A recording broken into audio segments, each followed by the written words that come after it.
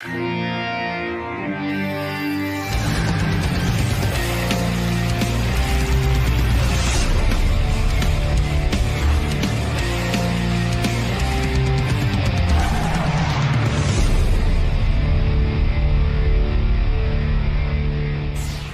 like corners me with business questions now. Like oh yeah. Used to be Ronnie was my driver, and I'm coming up in the elevator today, and he's like, "Hey man," he goes, these people who run the Ronnie block party? I go, "No, I don't know any of them." He starts naming people like I'm supposed to know them. Right now, you're supposed to remember these names. Yeah, it's Ronnie's business venture. He goes, "I'm just checking." The guy bought. When he explains business, it's crazy. He goes, the guy bought a Long Island theater, which means he rented the theater for one of their shows. Okay, but he goes, I don't know. The guy bought a Long Island theater, and he wants to show the movie Private Parts before the block party. Is that okay? Oh. And I'm like, I go, Ronnie, I don't own the movie Private Parts. Somebody wants to show it. Paramount. Yeah, that's Paramount's deal. I go, but, the real answer is I fucking can't stand that block party, Ronnie's block party. I hate it. It's turned into my nightmare. Yeah! We're here! Woo! I don't give a shit about it. Well, why don't you tell him that? Leave me alone. Yeah, Leave me alone, damn it. Yeah, I just want to say, Ronnie, never, ever be smart. Never bring up the block party to me. I fucking, you want to know what I want? I want you to get rid of it. I want it to go away. Don't ever say block party to me. Yeah. When they're having some cruise with Beetlejuice. It's like anyone they can find off the show. And then it's like, there's a whole little ancillary business. Letterman's people don't do that. No, there's no Letterman traveling circus. Yeah, there's no, the Daily Show doesn't have a traveling circus. Only I have that. And really, I don't want to hear about it. Don't ask me business questions in the morning when I'm coming up in the elevator. What's wrong? What did I do Don't now? mention the block party to me. Why? What did I do? What's wrong? No, I mean, with that whole Private Parts and showing the movie before the block party, I don't give a fuck about them. I want the block party to die and go away. So every time you bring but that's not true. What's what? Not true? I was watching. What was I watching last night? I was just talking to Lieberman about the pace car thing. Yeah. And you were on there, right, making comments. Right. And do you remember your comment? What was it? How you make people from around you. Yeah, I'm trying to be nice. So do me a favor. Don't bring up that block party to me. All right. Especially in the morning. I hate it. I asked you. I'm trying to do the right thing and ask permission and not fuck up. I don't want to fuck up. Talk to Gary about it.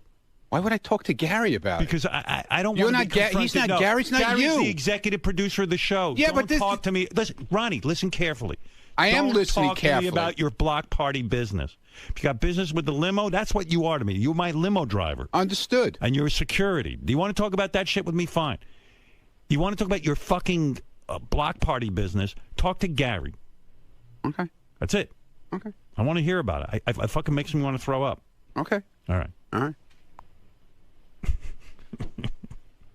He doesn't understand anyway. I understand. I love how he says I'm listening while you're talking. She always waits till I walk out. When I say something, go ahead. What'd you say? Do you think that I could show the block party at the block party? No, not me. You think we could show the? Who is it then? I don't know this fucking guy you're in business with.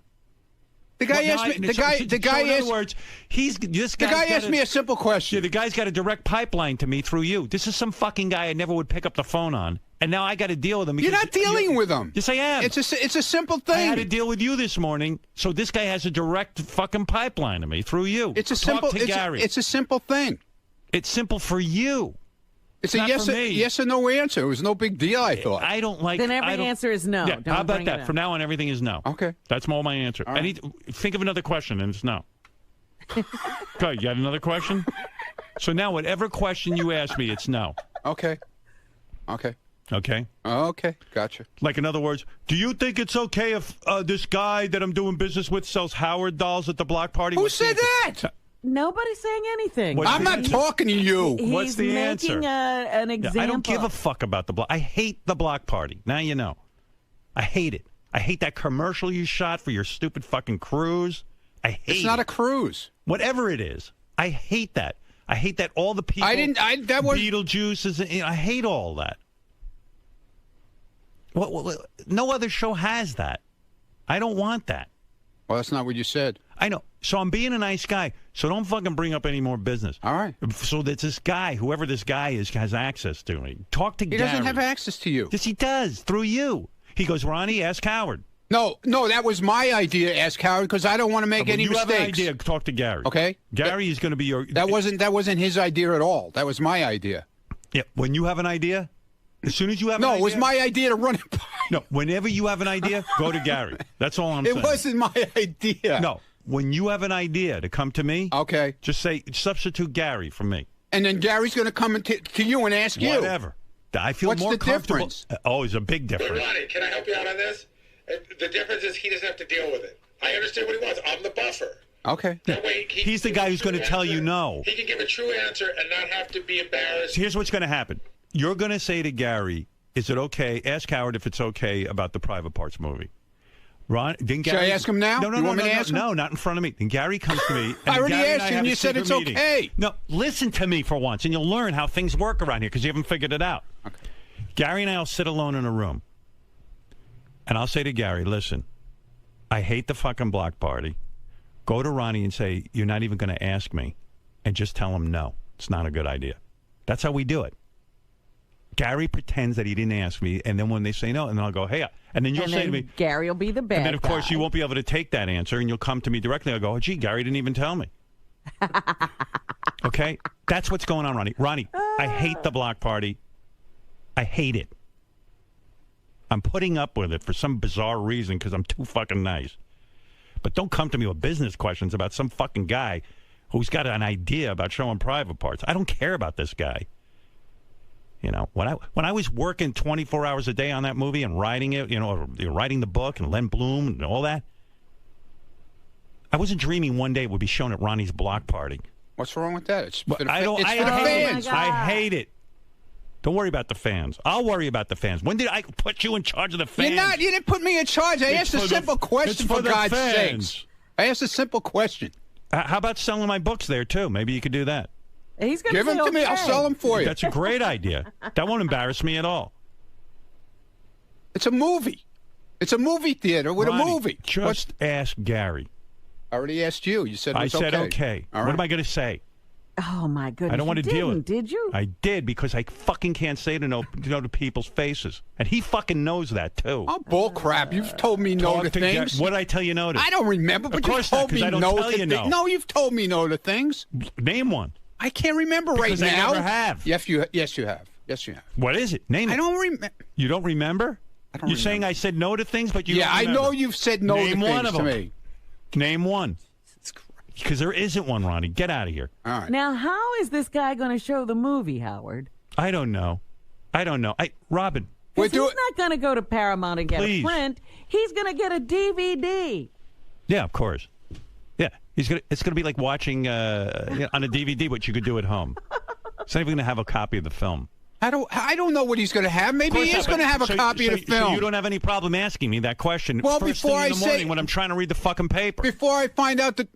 No, we were in the elevator car. I didn't bother you in the elevator. I didn't. You weren't reading the paper in the elevator. That's exactly what I was doing. No, you weren't. You were talking to me. No, I was reading the paper, and then you started talking to me. Oh, so full of shit, man. We were walking up the fucking. Okay. So that's what you do. That's time for Ronnie's business hour. There's no business hour. I asked a simple question.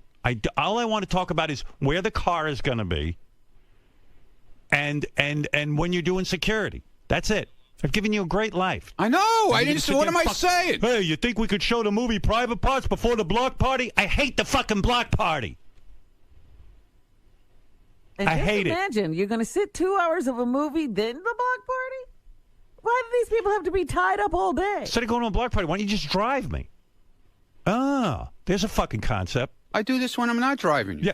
Well, you could be spending more hours driving me. I don't want to drive. You don't want to drive? No. Oh, you want to be on stage yelling. Yeah. Representing the Howard Stern show. I'd rather have you drive me. That's what I'm paying you for, not to fucking go out. I didn't ask you to be the representative. I didn't ask you. I never said I was the representative. Right. So please don't bother me about movies. Be smart and keep quiet.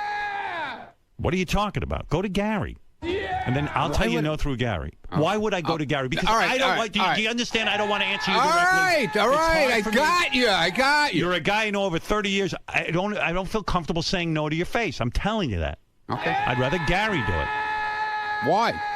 Because I don't feel like being direct with you about your business You ventures. can be direct with me. I don't feel comfortable. You can say no.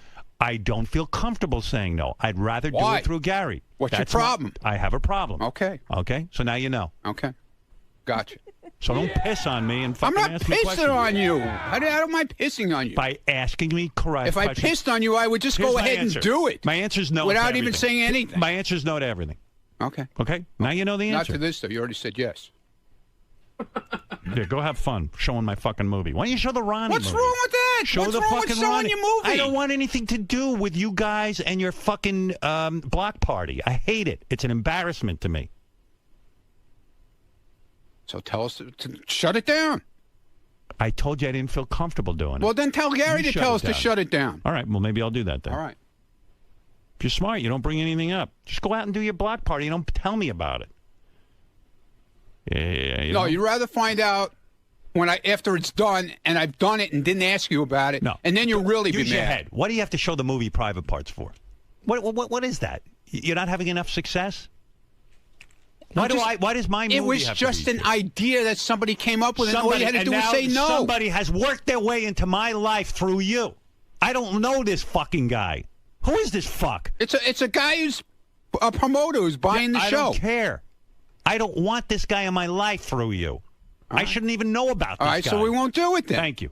Okay? Okay. We Why won't- don't you show your home movies? You ever make home movies? No. Well, make a home movie and show it to your fucking audience. Why you got to show me over there? They show it on TV. I don't understand what the big deal is. Do whatever you want. Then why'd you ask me about it? If it's Because not a big deal? I feel it's the right thing to do. Then don't bother me with it. Go to Gary. I told you that. Can't win here. Why don't you play tapes of the show too with there? I don't play tapes of the show. What are you Well, what's the difference? What's the difference between the movie? What are you talking about? Well, why don't you do that? Showing tapes. Why don't you show tapes of the show? Show Ronnie movies. Make a movie and show it. No, but Who's then you'll be stopping mad you? about that too. I'm not mad about that. Yeah, you would. Go make a movie. No, you'd be mad. Go make a porn. Oh, you I make- do whatever you want. Make a porn. Yeah, do what you want. Don't involve me. My movie. Who's involving you? It's You're a involving me. movie that they play everywhere. I come up in the fucking elevator. I'm dealing with.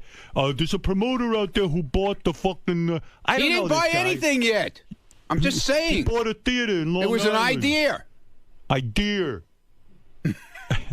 Man. Are you guys finished? What do you want from me? This is what I I don't deal want with. it. I don't want anything. I Leave me asked a alone, simple Ronnie. I'm in the middle of this question. stuff. Come on. I'm doing a show. Get out of here, please. You're the one who called me in. I didn't call you in. Go back and listen to the tape. You walked in on your own. Oh. I didn't ask for you. They told me to come in. Well, don't listen to them. I'll tell you when to come in. Never. Ron, What? we talk for a moment. What? What? Have you lost sight of your role here? No! Go away, stupid. Lost sight of my role there. Ronnie? Yeah.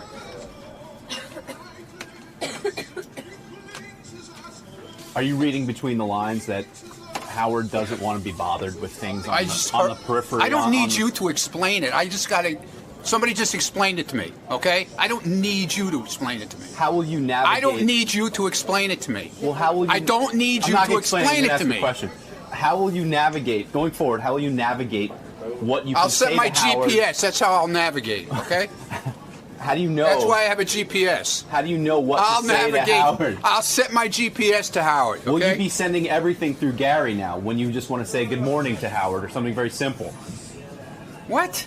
How will you? How will Don't you, worry about it. That's not your concern. as a backup to private I'll parts? set my GPS to navigate, okay? As a backup to showing private parts, what will you show in lieu of that? Maybe a share concert, something more personal to you? What are you talking about? Because you obviously can't be showing private Who parts. said at the that? He block said it party. was okay. I got the sense that he doesn't want that to happen. And Ronnie, one more thing. Do you think the block party's gone too far? Do Howard's words echo in your mind that maybe perhaps you're using his name to generate Who's profit? using his name? Well, the promoter that was discussed, the whole concept of the block party. Howard seems to think you're commercializing his name without really his blessing. You don't know what you're talking about. Oh, You're making up shit in your head right now. I think I'm reading between some lines here. Yeah, okay. Well, read between the lines of your camera. Ronnie, I couldn't help but overhear. You're such a douchebag with this camera. I swear to God, I can't stand it. I couldn't help but overhear, Ron, that you're thinking about canceling every block party for the remainder of 2013. And if I do, is that your business? No, but I think it's a major part to this morning's show and the storyline that's going on right now. Do you feel like you're making a rash decision here? Are you reacting? Are you being too reactionary again? Are you automatically assuming that... stop it with your stupid I'm saying, like, does it camera. Mean, just because Howard's mad today, does it mean you have to cancel every single block party? Well, maybe if the, like I said, I know the guy for almost 30 years. I can get a fucking straight answer if I ask him a question. Are you insulted? I have to go to Gary. After all these years, I have to go to Gary and ask him? So clearly you're insulted by this new mandate. Yeah, I'm insulted. You think 30 years of loyalty might have earned you the right to have a personal this guy about conversation. shit that you wouldn't believe we talk about, okay? I thought I could go to him and ask a fucking question. I guess I can't.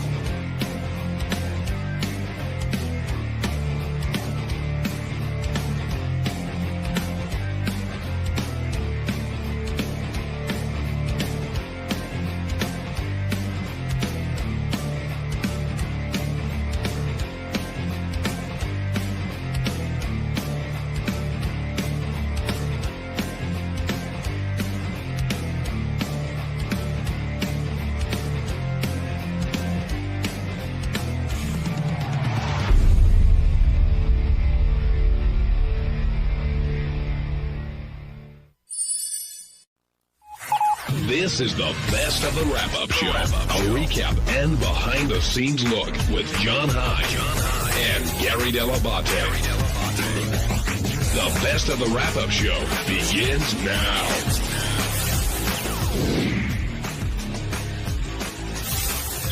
Are you excited for the big Vegas trip?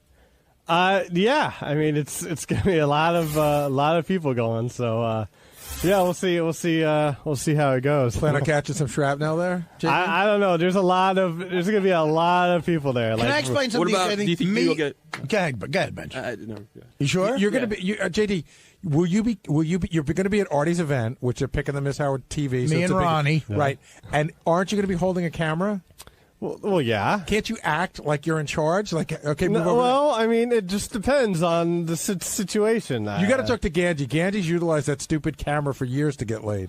Really? He doesn't seem to be getting laid all that much. He gets laid. He just doesn't talk about it. He hits chicks over the head with the camera, and then he fucks her. Listen, Gary is right. At every gig I have JD, when I'm an hour in and I can't speak because I have emphysema, I need some water. So it used to be Teddy, and I'd get the whole place to chant homo. It was great.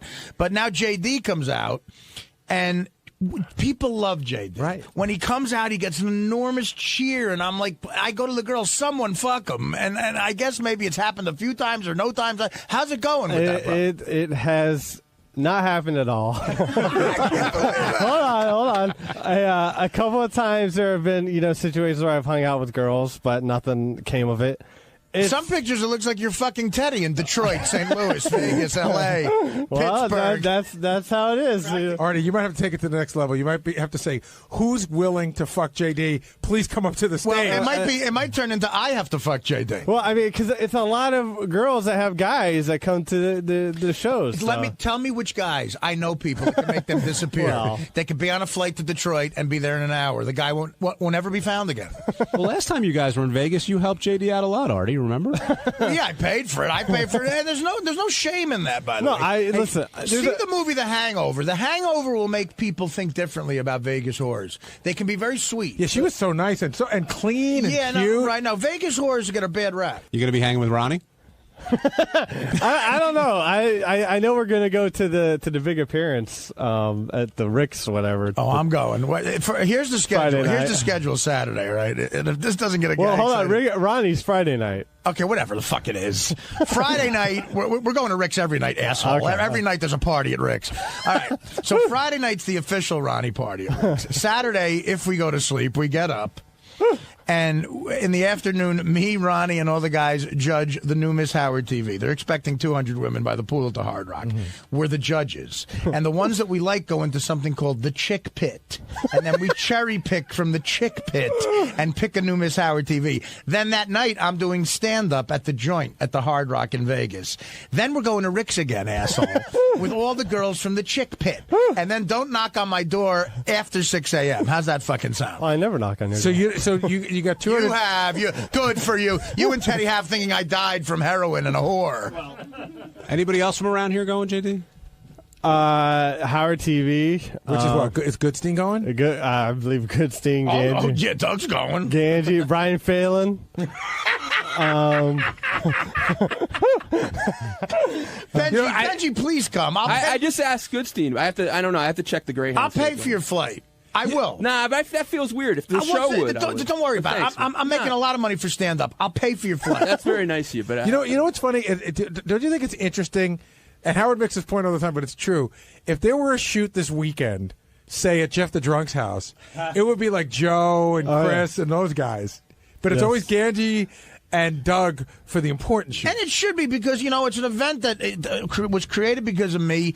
And Doug and Ganji and all those guys, they're like my family now. I love seeing them. I love Chris and these guys, but I haven't known them as long. I'm happy they're coming. It's not a burden. It's going to be a big party. It's not about you. No, I know. It's about them having to do important work in Vegas. Well, I want when I'm voting for one of the chicks in the Chick Pit, I want to be in focus. Artie, you Howard suggested that you should bring your new lady along for the trip, which you immediately shot down. That's the funniest thing Howard's ever said. Listen to me. You ever hear you don't bring sand to the beach? Yes. That saying means even more if you're dating the sand. If the sand is your girlfriend, you really don't bring it to the beach. No, it's a guy's weekend. I explained it to her. She's lovely, and she's a classy person.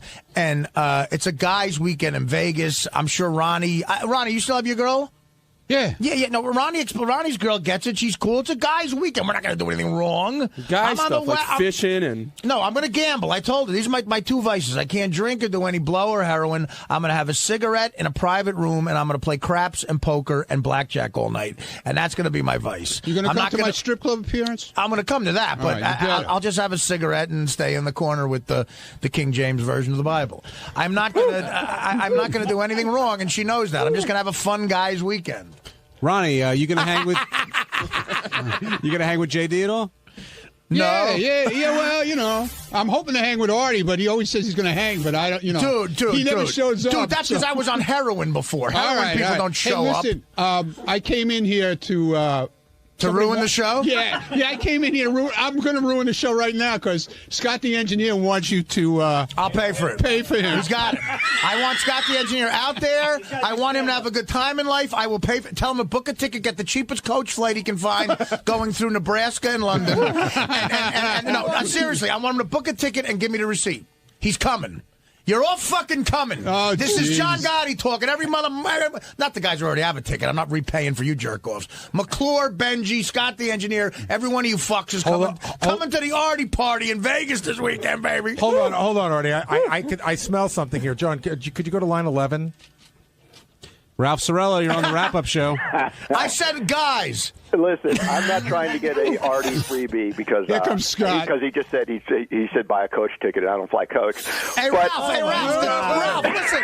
Hey Ralph, but you buy coach bags. Ralph, listen. The $300 I owe you, I'll get you a ticket to Vegas. We'll call it even. How's that sound? That's okay. I appreciate the offer. I know it's genuine, but it is. I want you out there. Ralph knows how to pick up chicks, man. I have to work Friday. You have a job? I do. Oh, you got to do something. I'm doing a special of the history of Howard Stern with John Hine. And that broad. 2 o'clock on Friday. All We right. could cancel it, though. You could be on a 4 o'clock plane. You land at 7. No, wait a minute, Ralph. The all goes down Saturday.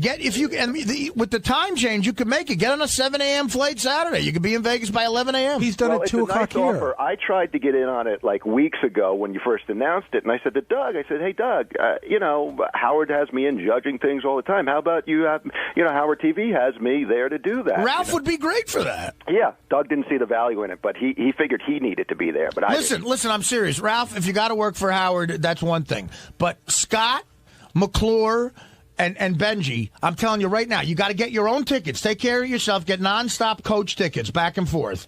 And you give me the receipts, and you will get the money. Scott, are you going to go? It's an Artie party. Are you going to go? What about a room for him? Artie What just about a room? Yeah, what about the room? Not that much of a party. He's crashing with Ronnie. Listen, hold on, guys. As We'll soon get as your rooms. We'll get everything. I'm bringing 4,000 gambling degenerates to the joint that night. The money they're going to make's insane. Everything's going to be free. Private plane. Yeah, Private I'm plane. not Howard. I'm not Howard. as soon as Scott calls home and asks permission, he's going. No, fuck that. going home. I'll give your wife $10,000 to give you permission. We're going. You got to go, Everybody heard Scott. that, right? Nothing that's makes a definite. a party like Scott Salem. Yeah, exactly, That's Ralph. right. And stay away from him when I'm gambling. He'll be at the slots. So you going to go? I would love to. You're going. I thank you for the offer. I have to talk to my partner. I mean, You're a fag now? What happened with your partner? Now he's been bitching about this for weeks. We're I partners. should be going too. Doug should get me on this trip. That's right. Now get out of here Now before- Artie's willing to pay for it. Now he's bitching. I'll pay for it. Now get out of here before Opie and Anthony walk in. Hold on. Scott, why do you think that you should? Why were you saying that you should be on this trip before Artie offered? What's No, the I reason? didn't say I should be on the trip. What? What did he say, Ronnie? Doug, Ronnie, what did he say? you're here. Come on. Yeah. Come on, jerk off. Whatever. Scott wanted in from day one, But under what's the premise? just because it's time to. You mean as a judge, or so he didn't he wants to just go to Vegas. He and didn't hang say he needed to be there because of some audio. No, if there's an audio mix, but that's being done by the house by the hard. Yeah, that'll be good. Scott's a great engineer. I want him there. Yeah. And fuck working. You're there for free on me. Just Scott wanted to go there and ruin the audio. get advice from Hitler. Okay. Doug, I'll be there. Doug, how did he'll be there. Get permission from your wife, Mussolini. Doug, You getting flights over there? Doug, how did Scott approach you? Did he casually hint, or did I he want say, to come, "Hey"? motherfucker. It was as subtle as I heard you going to Vegas. Can I go? Right. I said, do you need anybody to work? I didn't say. It's an Artie party at the Hard Rock. Every one of you is just coming. Gary, I swear, I want you to come. Get that thing out of your cock and come. That thing's out. I got my kid's birthday party on Friday. what Make the excuse is stuff that? come out of your cock that should. A rock? Doug, Some semen? Doug, did anybody? Semen, yeah, that's what I'm talking about. JD, is there a chance that you could come back on Monday having not gotten laid? Oh, there's always a chance of that, sure. And if you don't get laid, lie about it. Okay. John Hine, you're coming. The wife and kids, the wife and kids will be fine with the out. You got $20 million for that website. Give them half of it right now, and just fucking come to Vegas. I appreciate the invite, Ralphie. So, what are you going to do? You leave it? You're not going to be doing the show with me on Friday and heading out to Vegas, or what? No, I am the consummate professional. I'll be working on Friday. Yeah, but Friday, what time you done? 3 o'clock. Then we and Jason are going to go see Star Trek on IMAX. Ralph, listen. My day is booked. Listen, Ralph, you're giving me a headache. If I would fly Jason out, but I can't afford 4 seats. It's great to be able to do fat jokes about other people now. But Ralph, please, I love Ralph, and when he's around hot chicks, he knows how to talk to them. Jason can block all the ugly guys just standing in front of us. It's gonna. Artie, thanks. I'll think about it. I know it's genuine. And all right, think about it. Just if you're going to do it, just book it and give me the receipt when you get there. Artie gets a receipt from me for $2,000. Listen, I'll pay it because I'm winning, man. Yeah. I'm Watch winning what you money say, too. Artie. I'm winning money. I feel hot. I'm doubling what I make it doing stand-up. I'm so crazy right now. I'm out of my mind. On Tuesday's wrap-up show, everybody talked about how they think I have a drinking problem and how I should limit myself to about 2 drinks a night, which I personally don't think that's going to happen. You know, I'm not a 2-drink type of guy. You know, I got a big belly. I got to feed that beast. So check it out.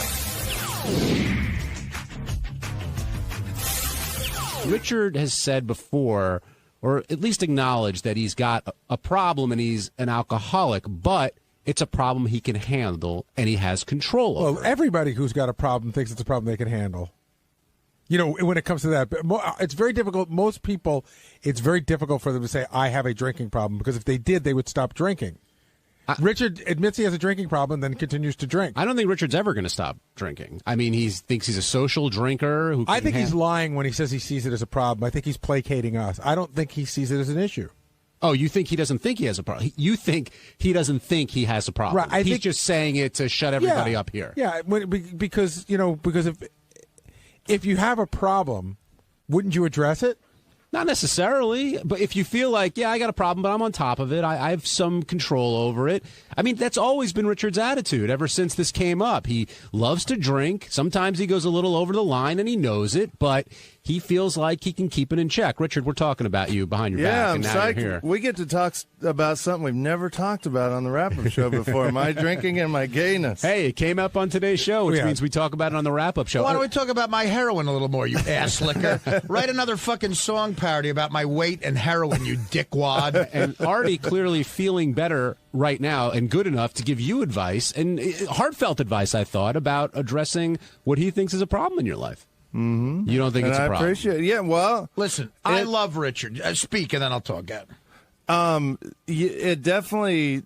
They make it sound like a problem on the air. I haven't had a problem with them because I'm just out having fun. To me, what it boils down to is fun equals drinking. Drinking equals fun. I'm having fun out there. I'm just doing my thing. Life is short. I want to have fun. And you don't think your behavior changes at all when you're really shit-faced? Well, I mean, I haven't gone to jail because of it yet, knock on wood. I'm not saying it's criminal. That's your gauge.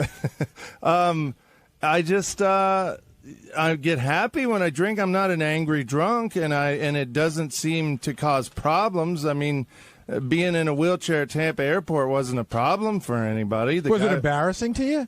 No, not really. I mean, you're looking at a guy who, streaks where he works and gets naked. Nothing embarrasses me, really. No, but in a way, it is causing trouble because now it's an issue at work. Howard isn't being joking when he's saying this. He's worried about you, and that's your boss worried about you. You're getting drunk at your boss's engagement party. People are talking about it more. Physically, your appearance is changing. You're getting red in the face. You're starting to look like Dom DeLuise if you stayed in the tanning salon too long. You're changing for the worse because of drinking. But people are noticing that. Hold on a second. Let me play devil's advocate for a second, just so we can have both sides.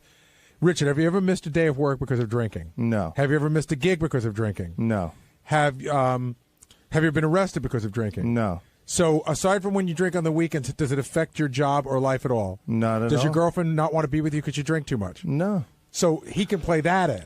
Yeah, I understand what Artie's saying, but now Richard will play that in. But Garrett, okay, he hasn't missed a day of work, but it is affecting his work in some way. It's a subject at work, and millions of people are hearing about it, and it could affect him getting other work. His girlfriend is a wonderful person, but who knows? I don't know this for sure. Maybe she drinks a little too much, too. I don't know, and maybe you're enabling each other. That's something. You two are a sweet couple, but maybe you got to look at that and maybe live a little healthier. I sound like a preacher because I'm an asshole. I've done every wrong thing in the world, and it did fuck up my life. And because I worked for a great man, he didn't fire me, and I'm still alive. And who knows? I may relapse. I could sound like a hypocrite.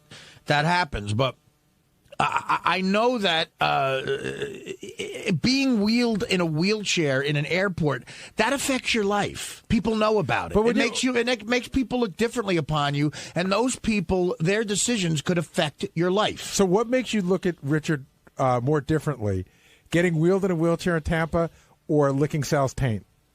And I'm being totally serious when I say that. One he did sober, so fine, and one he did because he was drunk. If he was drunk when he licked Sal's taint, that's why. Okay, he's just a crazy, fun guy, and he did that for the show. But he got drunk and got wheeled in a wheelchair. That's a drinking problem. That's an alcoholic. You're an alcoholic, and you got to admit that to yourself. Doesn't mean you have to stop drinking. A lot of alcoholics just say, fuck you, I'm going to keep drinking. And you're from Kansas. You're a man's man. I get it. I hate when people tell me what to do. But dude, you're an alcoholic, and I love you, and I love you to death. You're funny, you're talented, you write music, which is something I'm envious of. But you know, Keith Richards did too, and he was a heroin addict. You know, it doesn't help your life, and that's all Howard's saying. Howard's being serious when he's saying that. And I know it sounds funny coming from me, but you know, maybe a guy who's been there is the one who can help you more. Yeah, I just love it because I've never heard Richard referred to as a man's man. No, he is. Because I mean, look, his father's a man's man.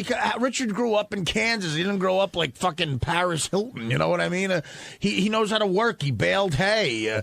He probably sucked cock for money. I don't know if that's true, but I'm just saying. I mean, that's a day's work. Sucking cock is a day's work, man. That's you know, you come home and you got to really shower. A man's man leaves those messages for Will, and the man's man wants to see Brian Phelan naked on the show. You don't want anybody to think you're gay, but when you were drunk, it affected your life because you left the homoist message on Will's fucking answering machine. And I've given into that. I don't mind if people think I'm gay because I'm not gay, and I know good because you are. So hey, Richard, if people think it, I'm fine with it. When you left that message, well, everyone thinks it. When you left that message, did you know you were leaving that message? Do you have no recollection of leaving that message? I totally remember leaving that message. I was just messing around. I was. I call, you know, drunk people call, they drunk dial and call people and have a little fun. And say, hey, dude, let's go to the game tomorrow. Let's gamble. Not, hey, I want to suck your cock and your ass is hot, Will. Well, in all fairness to Richard, even when he's not drinking, he thinks the gay stuff is funny, which was proven today when he said, I have a great idea for the show. Let's get Brian Phelan. Yeah, that came out of left field. By the way, let's get Phelan in here naked. And you're a bear. You use the word that gay guys use seriously. You said he's a bear. He is. Well, I don't even know what to say right now. I lost you on. I thought he was doing a comedy bit. I lost you on. But look at him. He's so cuddly. He is. I mean, I'll walk by Brian in the hall and I'll just give him a big hug. And not as a gay thing. It feels good. It's like you're hugging a big beanbag or something. There's just something that feels good about wrapping your arms around something that's big and soft and cuddly. And rubbing your soft on against his leg. And I got news for you, dude. When people say when they hug me, it feels the same way. And if you hug me in the hall, I'm dropping you. I'm not. I know better. Already. Okay, good. Well, Howard gave Richard some advice at the end of the time you were in there, and hit it, Teddy. I want to know if you're going to take this to heart. You worry about you with the champagne and all the alcohol. Limit yourself to 2 glasses. Oh, forget it, Howard. That's Robin, no fun. That's ridiculous. This is what's going to prove to him he's an alcoholic. You're not allowed to have more than 2 drinks a day. On a given day. And you can't wait. On Saturday, he can save them all up. And That's what I was going to say. If I don't drink during the week. No more than 2 drinks a day. 2 drinks a day? That's tough. And you can't save them up. You can't wait till Sunday and have 14. Yeah, because if I don't drink during the week, I get 10 drinks on Saturday. Why is that so tough? I mean, you're a fun-loving guy. You need to drink to have a good time? It definitely helps. Like, try going to a bar and not drinking. It's just boring. I do every weekend when I do stand-up. And you know what? I commend you for it. It's hard. It takes willpower. It takes willpower. But I think he's saying you have to do that because it's all or nothing. And Richard's saying in his mind, I've got it under control, but does he? Under control? No, he doesn't. He doesn't have it under control. Well, that's where you're fooling yourself. I know. Okay. And look, 2 drinks a day and 3 cocks. Can you do that? Hey, what's up? This is Will, and on Wednesday's wrap-up show, we talked about how everyone in the studio took off their shirt to show off their amazing bodies. A couple people called me in, but I wasn't going in there. I couldn't compete with, Jason, Benji, and Artie for best bod, so I'm out. There was a moment when everyone's shirt was off in the studio. How did that happen, and what was going on there? Almost everyone's shirt. What happened was if you were in the studio, you got caught up in that. Well, first of all, that caller called. What's the guy's name, Will? Johnny Boy. John Boy. Is John Boy gay? Or was he just being goofy? Which was all weird. He wasn't even being goofy, though. I didn't understand what his angle was. He was almost acting gay today, but I mean, he got something going. So I know he wanted to see Howard, and then everybody started taking their shirts off. Then they called in Richard, and Richard will do anything. And then Sal came in, and then Artie did it, which, listen, he did it when he was a lot heavier, so I could understand that. But they kept calling for Will, and Will was pretending like he didn't hear. They kept calling for me. I was pretending like they didn't hear. And then at one point, they even called I threw Tim under the bus to try to get out from under it because I just didn't want to deal with it. But Jason took his shirt off. And Benji, of course, too. But Benji, again, Benji's part nudist. And Robin declared Fred looking the best with everybody's shirts off. And I disagree with that. Like, Fred has the overall like a great physique. It's very masculine. Howard has an incredible chest. If you look at it. So your vote would have been for Howard. If you listen individually on the chest alone, his chest beat anyone in there. Overall physique and shape, it's Fred. Yeah, Fred has a great masculine shape. Didn't look that hard. And Gary, was there any way you were going to go in? I mean, I don't need to be in there. I don't need affirmation that I'm fucking fat. You know what I mean? Like, I don't need to see it. You thought that's what was going to happen? Oh, and I, for one, am one of those people. I haven't worked out in so long. Like, I'm one of those ones when I take my shirt off. It's not like, oh, Gary doesn't look. Gary looks fatter than he is. I'm as fat as I look. Well, didn't Howard say that whoever wasn't willing to do it clearly has some kind of problem, or I think hang up? Yes, Yeah, I got a hang sort up. of hang up. I totally have a hang up. I don't want to look fat. I mean, what about you? Often requested Will Murray. I don't know. I just didn't want to deal with it. Everyone was like taking their shirts off, and I don't need to go in there and be judged by people. It's just whatever. It wasn't like it was gay or whatever. I just didn't want to deal with it. Yeah, but see, I I'm don't. not a team I don't player. understand you. You're like the girl with big tits who won't be in the wet T-shirt contest. You're at least in good shape. Yeah, do you feel you have a good body? If you I think it's okay. Are you comfortable in your own skin? Yes, I'm comfortable in my own skin, but do you think like people would have said, "Well, wow, it looks great"? I think they'd be like, "Oh, he looks all right. Yeah, whatever." I don't think it look bad or anything. You know, I don't know. I think you get the pictures are all over the internet of you with your shirt off That's everywhere. horrible, I don't yeah. need that horse shit. We'll just want some thinking about what it could look like versus Right. actually seeing. Exactly. I'm sure in their imagination it's much better. Keep At the least Richards. Keep the mystery alive. It certainly is in Richards. Okay, who looked the worst in there? Well, Jason. I mean, always. Well, see, again, Artie looked so much better than he did 6 months ago that you can't say Artie looked bad. And quite honestly, Jason's got 40 pounds on Artie now, maybe 50, and and then the hair thing is just it's a riot. That's what's great about being horribly, horribly obese. As soon as you lose like 20 pounds, you're still obese, but people are like, wow, you're really getting better there. Like, Benji, what are you weighing in at, say, today, around? 208. Really? Naked in the morning. Yeah, I did it And in the what were morning. you 6 months ago? About, I don't know exactly, about 40 pounds more. All right, so that's good. Have you ever cracked 200? Yeah, definitely. Fourth One of our grade. weight loss contests. The lowest I was in a weight loss contest was about 195. Not this current one, but the one we did before. And I'm going when I get to 170 now. I'm gonna do a Beth Ostrowski makeover. Nice. Congratulations. We only have a year and a half left. If she's into it, if she's up. Will, you agree? You think Jason was the? I mean, there one was a not to couple look at? big boys in there with their issues. Like Benji kind of had some like side titty going on. You know, you guys always said I'm trying to Artie make has my lats. like just horrific stretch marks the entire Right. way around his stomach, and Jason's just an overall mess. Well, So- what's with the rash on Richard that everyone was talking about? Like He had he had like chigger bites on his titties. I mean, he doesn't shower for weeks. Is it really? is that much of a really true? surprise? I mean, is that really, really true? Does he really not shower for more than a week at a time? Yeah, I would say a week stretch would be not Well, out of the question. That would explain, your body just gets oily and gross and everything. It's sweaty. I thought Jason is so odd looking. It doesn't look gross. It looks almost like some sort of animal It's or something. fascinating. It is. It looks like one of those like a Coney Island sideshow. Like it's a Weevil Boy or something like that. you Like mean he's deformed in some No, he way? looks like he's part animal. Like when he takes his shirt off. He really is very hairy. I mean, he's very uptight about it, and he's joked about it, how the Korean woman wanted to charge him double, but he really is a very hairy dude. Well, if he's uptight about it, why is he taking off his shirt when he's in there? Because he'll do anything for Howard. Howard He ordered really him will. to. He loves Howard. He's very parish. I think that's what his issue is. It's not like a big guy that's like a fat guy. Sometimes they have a bigger upper body. He's kind of like a little slender up top, and then it gets bigger as you get down in the gut area. Again, not Gut to ass not to area. get too gay, but even like with Artie, Artie does have the stretch marks and stuff, but you could see Artie's got the physique of a guy who was in shape who got out of shape, as opposed to a guy who was never in shape. Right. Jason's like a giant. I don't know what they're called, like those things, but he's even more expanded, like a triangle. Those things you punch, but they keep bouncing back up. Thursday's wrap-up show was all about a legendary record holder who's taken 2,700 loads to her face. Yes, I'm talking about Sabrina Deep, the Bukkake queen, and we're all fascinated by why she's doing it, her husband Fabio who showed up, and God knows we love to talk about stuff like that. And here's how the discussion went. big guest today was the Bukkake Queen and her husband, Fabio. And, Gary, you never know what you're going to get when the Bukkake Queen shows up. Yeah, I looked at the website yesterday. She looked okay. I was looking at the notes. I was like, 2,700 loads on the face, the whole deal. But, you never know what somebody's personality is going to be. That's where we trust Will.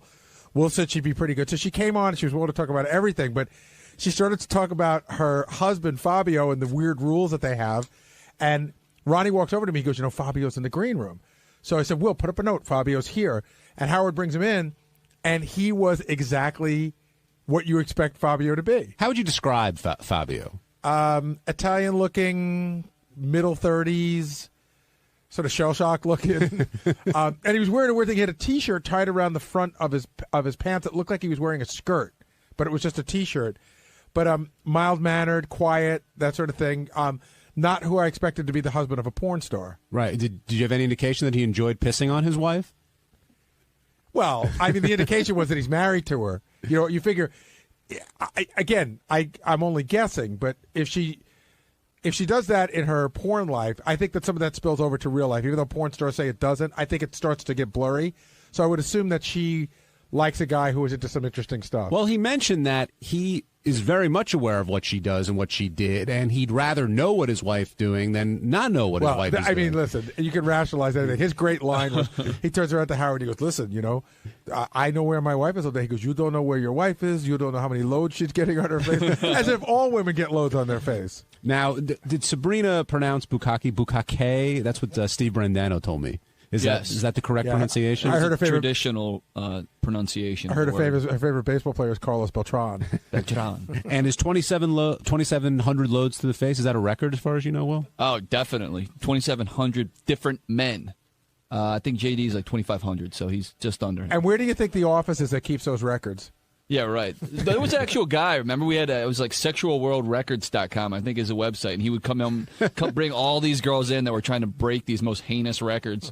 Now, do you think she enjoys it at this point, or is it just I couldn't come going up to with work? I think she believes she enjoys it. Yeah, I couldn't come up with a better explanation of why. I mean, she didn't seem that damaged. Obviously, there's something going on there, but it wasn't like she was like horribly molested as a kid or she was a prostitute for a while. It just seemed like she liked the attention that she gets from it. Now, did you guys know that Bukkake was a form of Japanese punishment, as she described? I knew it was Japanese, because that's where we first found out about it. We used to get, in the late 80s and early 90s, we used to get these bizarre Japanese porn movies that we were fascinated with. Like, one of them was one of our favorite ones. It wasn't like we liked the actual act itself, but it was funny watching this woman's walking on the beach, and suddenly, like 50 Japanese guys, surround her.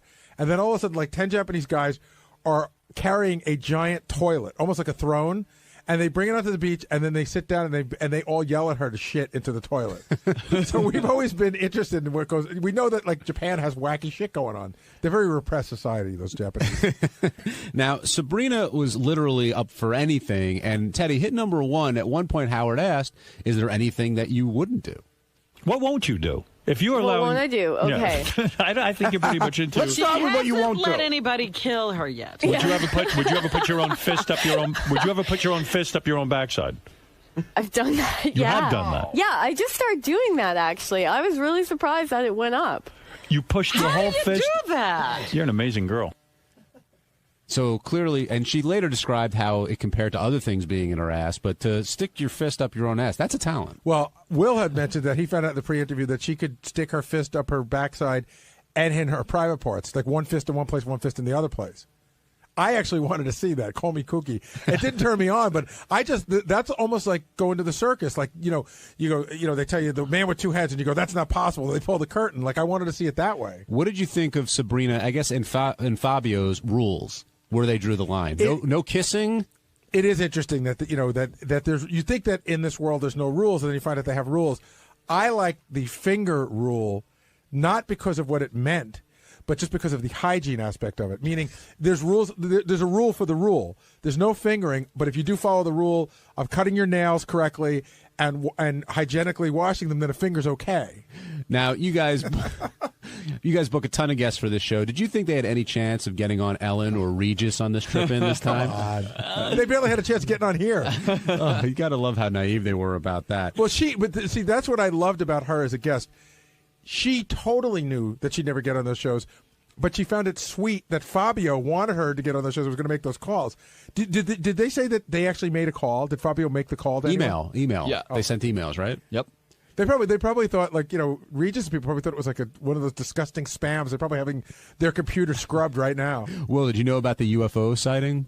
Yes, she went into great detail about how she saw this UFO and it actually chased her down the country road for a while, and she had a whole thing. I mean, she seemed to know how bizarre it sounded, but she definitely believed it. That was another great moment. Howard goes, well, where'd you see this UFO? And she goes, well, it was a rural road in Canada. And I'm going, of course it was. Now let's talk about that Sibian ride. What were you wearing 2 masks for that? Well, as I'm running in the door, Will goes, put your mask on. She's a squirter. So just trying to warn him. Which I thought was really nice of you, Will. Of course. So I went for the mask that gave me the best coverage. And then she said, she even sort of referenced it. It was a lot of talking going on at once, and the microphones weren't all where they were supposed to be. But she did say, do you have the mask on because I am a squirter? And I don't know if that got on mic or not. So luckily she didn't do that. But yeah, I'm always aware of that now. Fool me once. And what'd you think of the ride? I thought the ride was one of the most amusing rides I've ever seen. I mean, I don't know how real it was. Again, not to get so graphic, but sometimes these women sit on the Sibian and sometimes they ride the Sibian. She was riding the Sibian. She was like really like rubbing up against it, moving back and forth.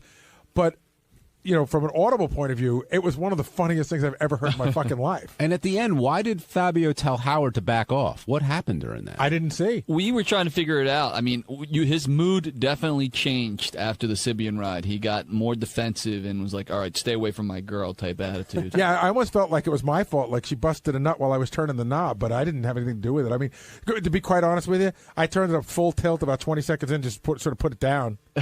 Just floored it? I floored it, exactly. I was doing donuts in the parking lot. And it didn't break any of the rules. I mean, they were clear about the rules early on. So, yeah. But I wonder if he's ever seen, like, say she really did, like, I don't know, what do you call it, bust a nut, blow it, whatever. Say she came.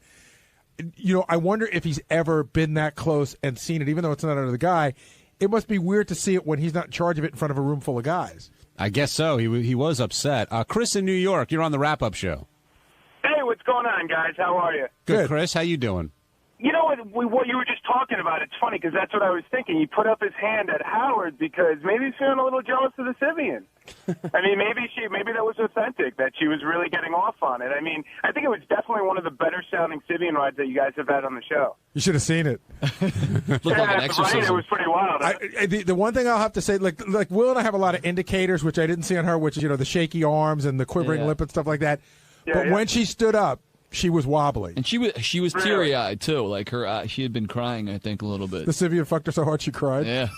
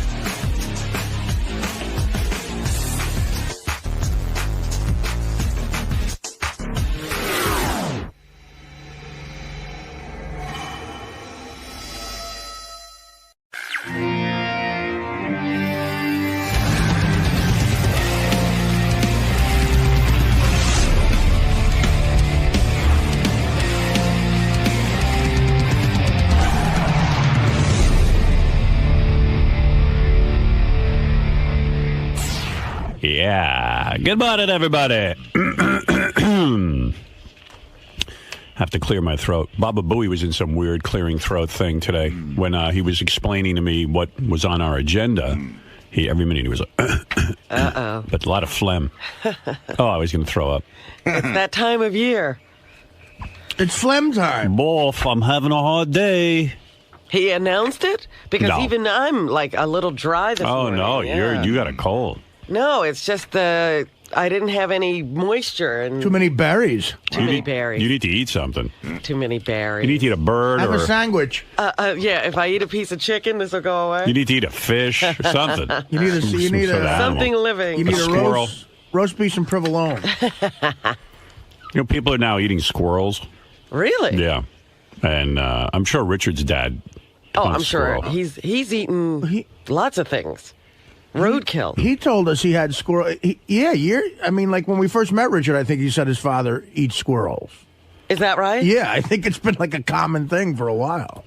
Well, what happened was there was a warning put out that you shouldn't eat squirrels because, well, my warning would be don't eat them because they're rats. I mean, yeah. With fluffy tails. They look filthy. But they are. But the warning was that they were very toxic, that they were filled with lead. Yeah. And then Where found... did they pick up lead? Well, that's the funny part of the story. I guess some researchers were seeing if it was safe to eat squirrel. Uh-huh. So they put their guts basically in a blender and blend them up, and they looked around and they saw that there was high levels of lead. What they failed to realize at first was that the blender had lead in it.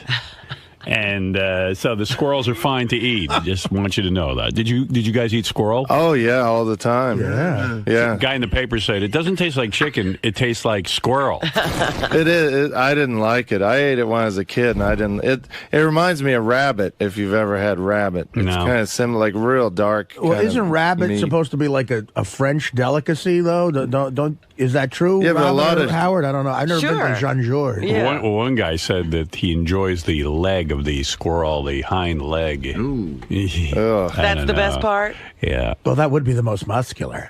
Yeah, your dad, like, he knows no fear. Like, he'll eat anything that lives. Well, the town that he grew up in, he introduced squirrels to that area. He made squirrel raviolis. Well, I guess he What does he mean he introduced He caught a squirrel.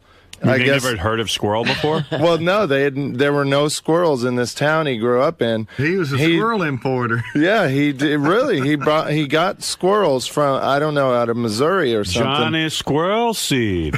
And he brought squirrels into this town, and they started reproducing. And in a few years, he said they were everywhere, and that's when they started hunting them. So your father's the direct opposite of St. Patrick. He marched the rats into a town. Yeah.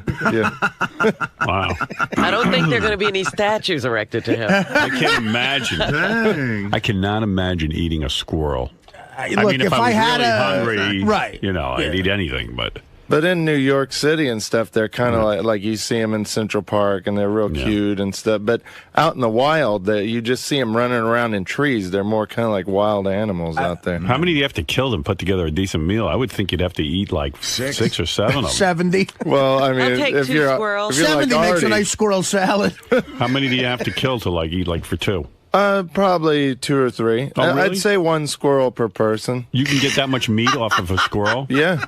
Wow. They're a little meatier than they look. No kidding. I would be more ashamed of that than cannibalism. Yeah, I'd rather eat a person. I just saw a documentary about the Donner Party. Right. And for years their family wanted to prove that no, they didn't eat the other people.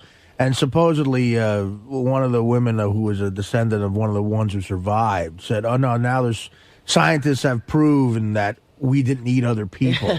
My great-grandfather didn't eat another person. But to me, I'd rather eat another person than a squirrel." Right. Isn't it What really were they hard? eating? Isn't it really hard to kill a squirrel? Like, I mean, to actually take your rifle and hit it? Have you ever shot one?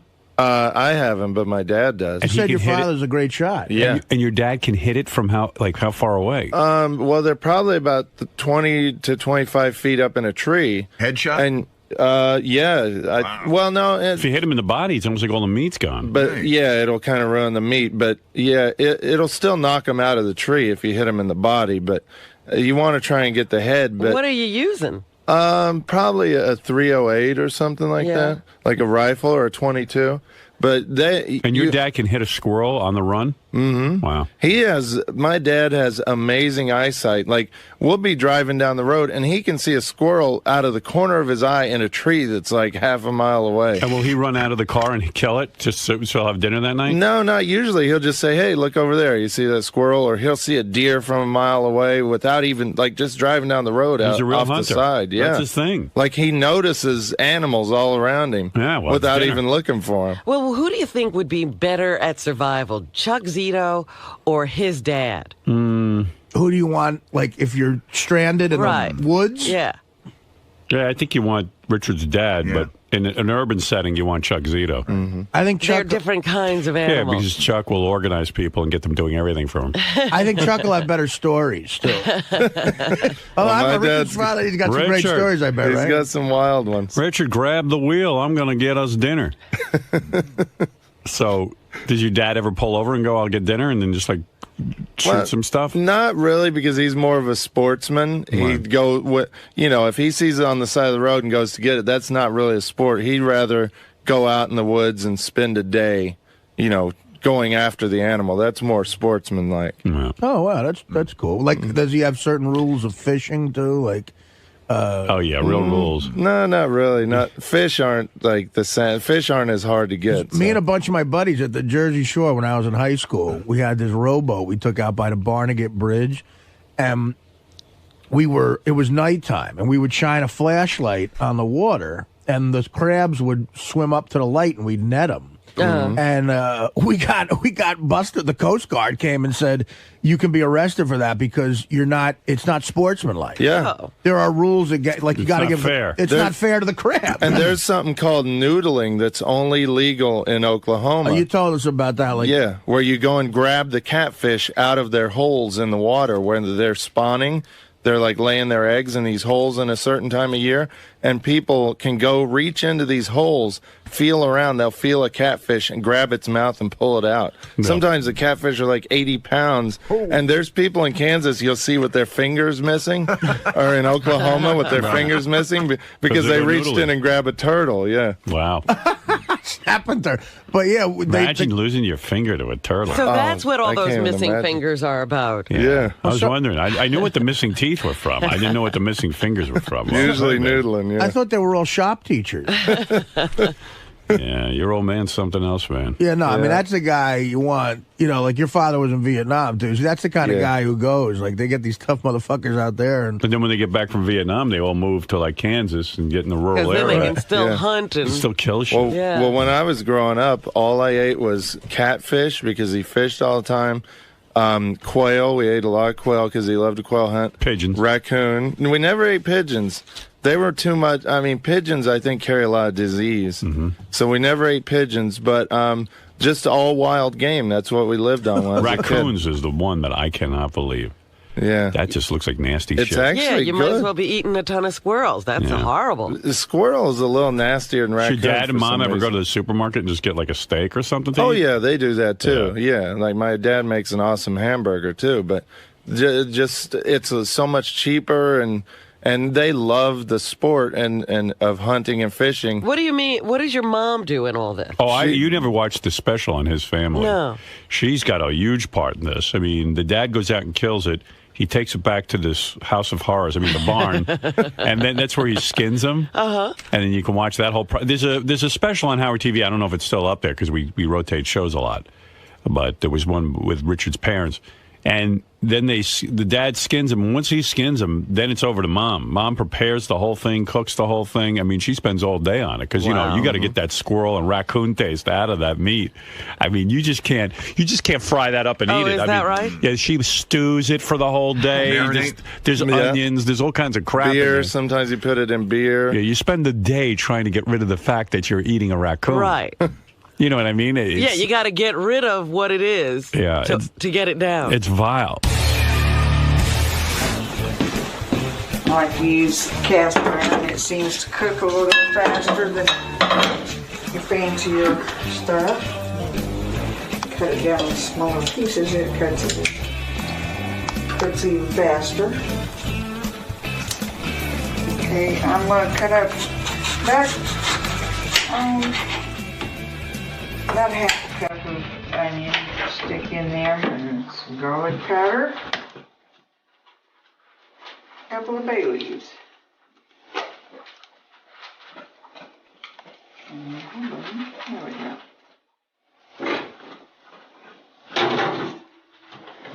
And it's set on 400, and it'll take about an hour for everything. I wrapped up some potatoes and my baked beans.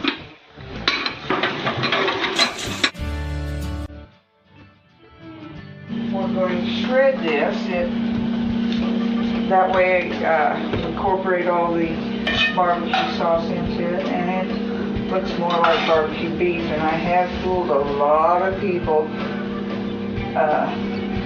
by telling them, by not telling them it was pink.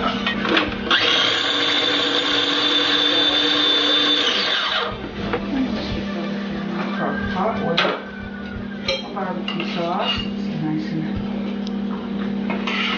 nice and spicy.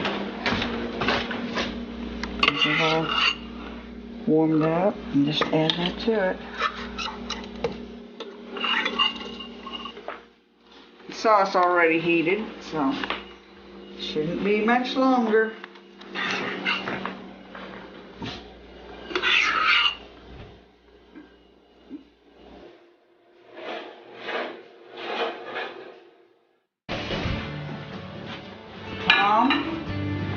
And then it's served. But when you think about it, like how but you got to do it.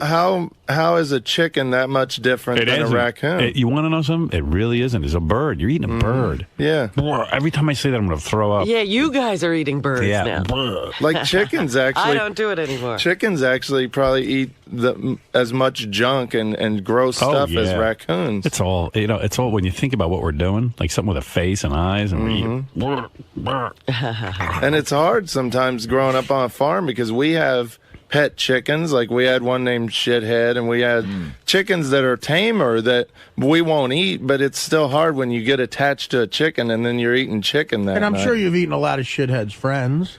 Yeah, That's weird, making one a pet and then eating the other ones. Well, when I was a kid, we had a calf that was my pet for about a year. And then what? Well, then he had to go bye-bye and go to the... But did you beg your dad not to eat him? I didn't beg, but I cried like when we put him in the trailer to take him away. And what'd you like? That's pathetic and heartbreaking. Did your dad like respond at all? Well, yeah, but did he make you eat it?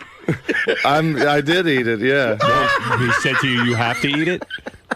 No, he didn't say I had to, but I just did. That's when you're on a farm, that's kind of part of life. You know, I used to feed all the animals, so I knew I was attached to all Does it the make animals. you sad to think about that? It You does. eat all yeah. your little friends. Yeah. Makes me sad that a calf is pretty evolved. You know, they can even follow commands, and they can they think kind of like my dog. We'll say to my dog, my dog has a bed on the other side of the apartment because she snores.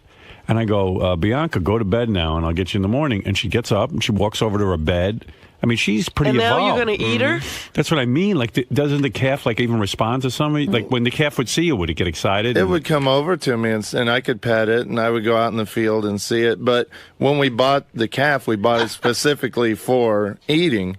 It wasn't bought. If it was bought as my pet. But how old were you? You were a little kid. I was probably 10 or 11. Yeah, you don't understand that. Yeah. You see this wonderful little creature, and could you imagine eating Bianca? Yeah, that's what I mean. I mean, one day we go, well, we're hungry. But I wasn't as close to this calf as you are to Bianca. Right. But it was something that I would go feed every day and pet. And, usually you're not petting your food before you eat it. Yeah, man, that's tough. Yeah. That's a hard When you one. talk about what chickens eat, that special I saw on Killer Ants, they got into this village and they got into the chicken coop, these ants, and the chicken were eating all the killer ants. They'll eat anything. It's true. I mean, there's Did the calf have a name? I think like Caffey or something. The naming of the animals out there is really crazy. Yeah, you're as bad at naming animals as I was. I had little pets. I told you my frog was Dainty Jainty. See, but that's a little creative. Yeah, but Caffey is really bad. I mean, Dainty Jainty isn't much better, but Caffey. We were just lazy when it came to names. I'm going to name, what is this again? A cow? I want to name him Cowie. And we had, me and my This sister. here's Froggy. Me and my sister were. Yeah, you just put an IE on everything. This is Chicken. Caddy. Caddy. Me and my sister were in 4-H, so we'd get hogs every summer to raise for the county fair, and hogs are the same as cows. Like if you raise them, they get kind of tame. And they say pigs are very intelligent. Are smarter than dogs. Yeah. Mm-hmm. They're great pets, but these hogs would get huge. I mean, several hundred pounds. So we couldn't really keep them as pets, but we'd take them to the county fair and then show them, like at a show where we win ribbons. But then it was so sad because at the end of the county fair, all the big trucks come in to take the pigs away, and you see just all these kids that are so sad that their hogs are going off to the slaughterhouse. It was like Schindler's Pigs. It was. It's And really did you feel sad. like, gee, maybe I could save one of the pigs, or Well, I mean, I couldn't do it. Yeah, I mean, you could probably keep them, but the whole point of doing it was they get a certain age, and it's just time for them to be food. And I they're guess. poor people; they need the money or the food. Well, that was it too. That was a big part of our income. Me and my sister would sell these pigs at the county fair. They'd bring like $250 a piece. And so me and my sister each get $500. That's a lot of money. Lot of money. Plus, feeding a pig is really expensive. Right. I mean, you can feed them scraps and stuff too, but mostly we'd buy these big feed bags that were really expensive. Yeah, so you got to make a return on your investment. Yeah. Bacon Wow. tastes too good to save those pigs, man. Yeah. Oh boy, that's tough, man. Eating your pet. Seems like a lot of hard work just to, When gut it's the a animal. different lifestyle Yeah. out there, definitely. When you ate cafe, were you like thinking the whole time, "This is cafe"? No, not really. I mean, I was a kid, so after a week or so, I How kind long of was before over Kathy it. hit the table? Probably a week, I guess. From Oh, really? Yeah, When I your can't dad really killed it and then remember. it took a week to eat cafe. No, my dad wouldn't kill it. He would they took it to the Butcher? Butcher, yeah. And Your dad wouldn't kill cafe? He would pay someone to do that? yeah, I mean, I'm shocked. Yeah, he can't. I don't. He doesn't he's know how to never- kill a calf? No, that's like brutal. I think I don't. Most people can't do something like that. Yeah, but then you got to pay some dude. Your dad didn't have a lot of money. Yeah, but that it was a lot cheaper than buying the beef at the store. That's why we did it because the butcher didn't charge much, and you could get a ton, like a year's worth of meat Off a calf. off of a cow or a calf. Yeah. Really? A year's? What do? You freeze it? We had a deep freeze. Yeah, but that's just that's a whole different thing when you kill like that. Killing a cow or like a pig, that's something most farmers don't do. They take it to the butcher to do it. Because Wow. that's like really hard to do. Real sad. Jeez. Sorry to bum you out. Yeah, man. It's kind of funny to me. It's kind of funny. But that's the whole story of Silence of the Lambs. I mean, I don't. Talk about great birthday gifts. Shuli got me the best gift of anybody. Which is? He entered me in a Bacon of the Month club. See, that's the problem with these movies, like Jerry Seinfeld's Bee movie, and now they even like try to make bees nice little things. Like now, everything becomes like human-like when you take these animals and you start putting Well, after I human saw attributes to them. like when Babe came out, that pig was so cute. I Yeah. never wanted to eat bacon again after that. I don't eat bacon. I Where went through is I don't Babe? Eat it much, I don't eat but- the pigs or the cows, or it's too highly evolved for me. Chickens are probably too highly evolved. I'm starting to get turned off to that. Oh, come on. Chicken tastes good. I love it. What am I I going to do? gave it all up. It's fine. Yeah. Well, you might go back. No, You know, I it's won't. funny because I had dinner with my daughter last night. My oldest daughter's like you, Yeah. She's probably eating nothing. Looking at that tofu, and then she says, I'm thinking of going back to. I don't eat tofu even. Yeah, That's too and evolved for me. And she actually doesn't like tofu either. Right. She says, but I'm mostly into vegetables, but I'm, running out of things to eat. I'm starting to think about some fish and chicken. I go, I'm some father. I go, order yourself some chicken. Come on. I'd be honored if you did it in front of me. If you're going to do it in front of me. Yeah. The guys are all back here. It's like Robin's like, she like quit smoking 3 weeks ago. You know what I mean? And right. Just, All right, I'm just she's telling trying. you, you're totally I'm- going to eat that stuff again, Robin. Sure. What I've gone about to restaurants with Robin where we order some fish. That woman, I've never seen her have sex, but I've never seen a happier face when she's eating that. Right. I Oh, like yeah. gourmet cooking, so that's what we were eating. It wasn't a fish with the bones in and the head on. No. So you cut out fish? Did you cut out milk and cheese? Everything Wow. that comes from an animal. Now listen to her. She has a cold. I don't have. Really working. Have My a roast nose beef is sandwich. stuffy. No. Have a roast beef sandwich. You're getting a cold. I see what's going on. Fine, we'll see. I'll be fine. What is that voice today? Kill a calf. It's my nose being stuffed out Nah. Too many animals. from too dry air. You need all some. those colonics. You're still getting a cold. You need some cashew parmesan. Look, you're eating fish and chicken. You get colds. But Like, I go to the strip house and I'll get a big steak with the sauces and everything. It's the greatest thing ever. You never miss that? No, I never liked it as a kid. It used to, like, I used to gag on it. My mother would force me to stand there and eat the fucking steak. I would just. It was But you've had to have been to like a gourmet steakhouse, right? They had a filet mignon or something. Yeah, I don't even remember it. Oh man, I don't even remember it. A good steak, you shouldn't have to put all the sauce on it. Well, I know I'm kind of redneck, I guess, so I love You sauce. get a nice steak at like one of these great steakhouses in New York. You shouldn't put A1 all over that room. No, I don't. Some of the Probably one of Caffey's relatives. I know. I'm thinking about poor little Caffey. Descendant. How old was Caffey when? When you ate when you ate him? Well, he was still a calf, but he was probably about. I mean, I considered him a calf. I guess he was probably about a year old, maybe. Wow. It's been so How long. much did he weigh? Probably maybe 800, 900 pounds, something like When that. you or would call, 1,000 when you would pounds. say, "Hey, Caffey, come here. It's Richard."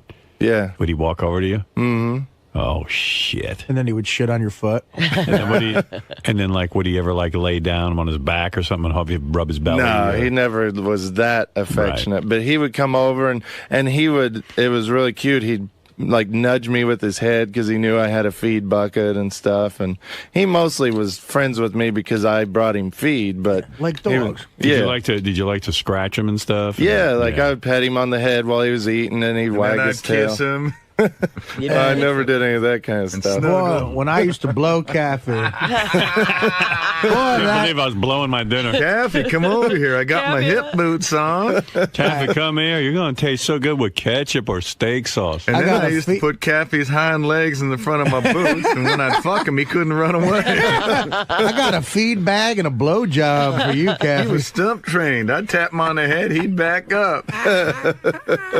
There was a guy in Kansas that they caught him in a barn hanging upside down, and somehow he was banging a cow while he was hanging it. He had his feet tied to the top of the barn with a rope and hanging upside down banging a cow. Hey, Ned, what you doing? It's called tantric cow sex. Yeah. Was he doing it to crystal meth or something? It must have been. Yeah, there's a lot of crystal meth going on out in Kansas. And you think it makes you screw cows? Well, you know what it is? No, I don't think it. No, that's just a whole nother perversion. But what it is that we all have this image in our minds of the small town and, rural America. And the truth of the matter is that a lot of these farms are an economic disaster, that the families can't support themselves. The kids aren't really, getting up early and doing chores.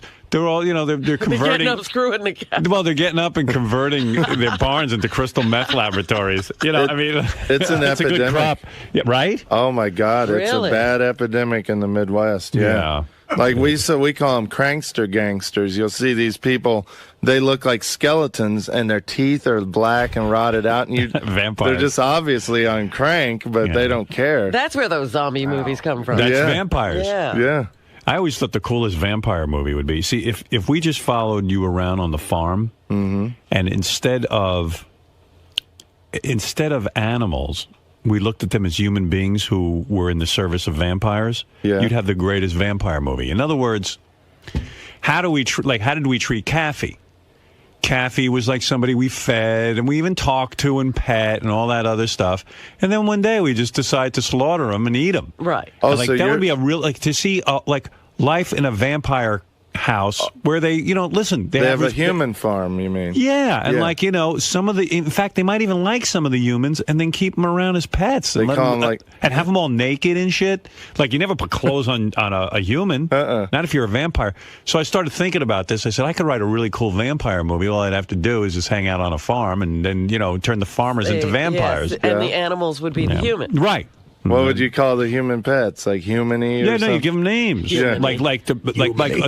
This is my favorite, Dracula. Oh, you call him Dracula? Yeah, because I name him after the great Dracula. He's our hero. And Dracula gets to live in the house and see all the disgusting shit, but it's not supposed to freak him out. In fact, he even eats some humans too, Dracula, because he eats whatever we eat. We give him table scraps. The basic tenet of vampires is they always have human helpers. Right.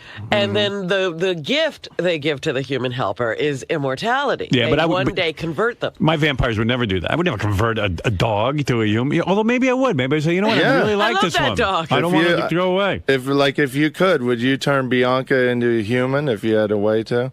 No, then Bianca would be annoying like all the other humans. I like Bianca because Bianca's no, a dog. but Bianca could live forever as Dogs- a vampire dog. You see, dogs okay. dogs make it very easy for you to love them. You know, Yeah. they'll do anything you say. They don't piss you off Right, and talk exactly. back to you. Yeah. So then I was going to sit down and write Human my beings are a challenge. I was going to sit down and write my vampire movie, and then I was too lazy. I was just like, you know what, fuck this. I ain't writing no vampire You should movie. write a treatment or something. Treatment. I've written enough We should treatments. get some treatments for you. Yeah. Mental treatment. Electroshock treatment. I would do that on the air sometime. You want a shock treatment? Yeah. Nah. Make a list of the shit we couldn't do to you.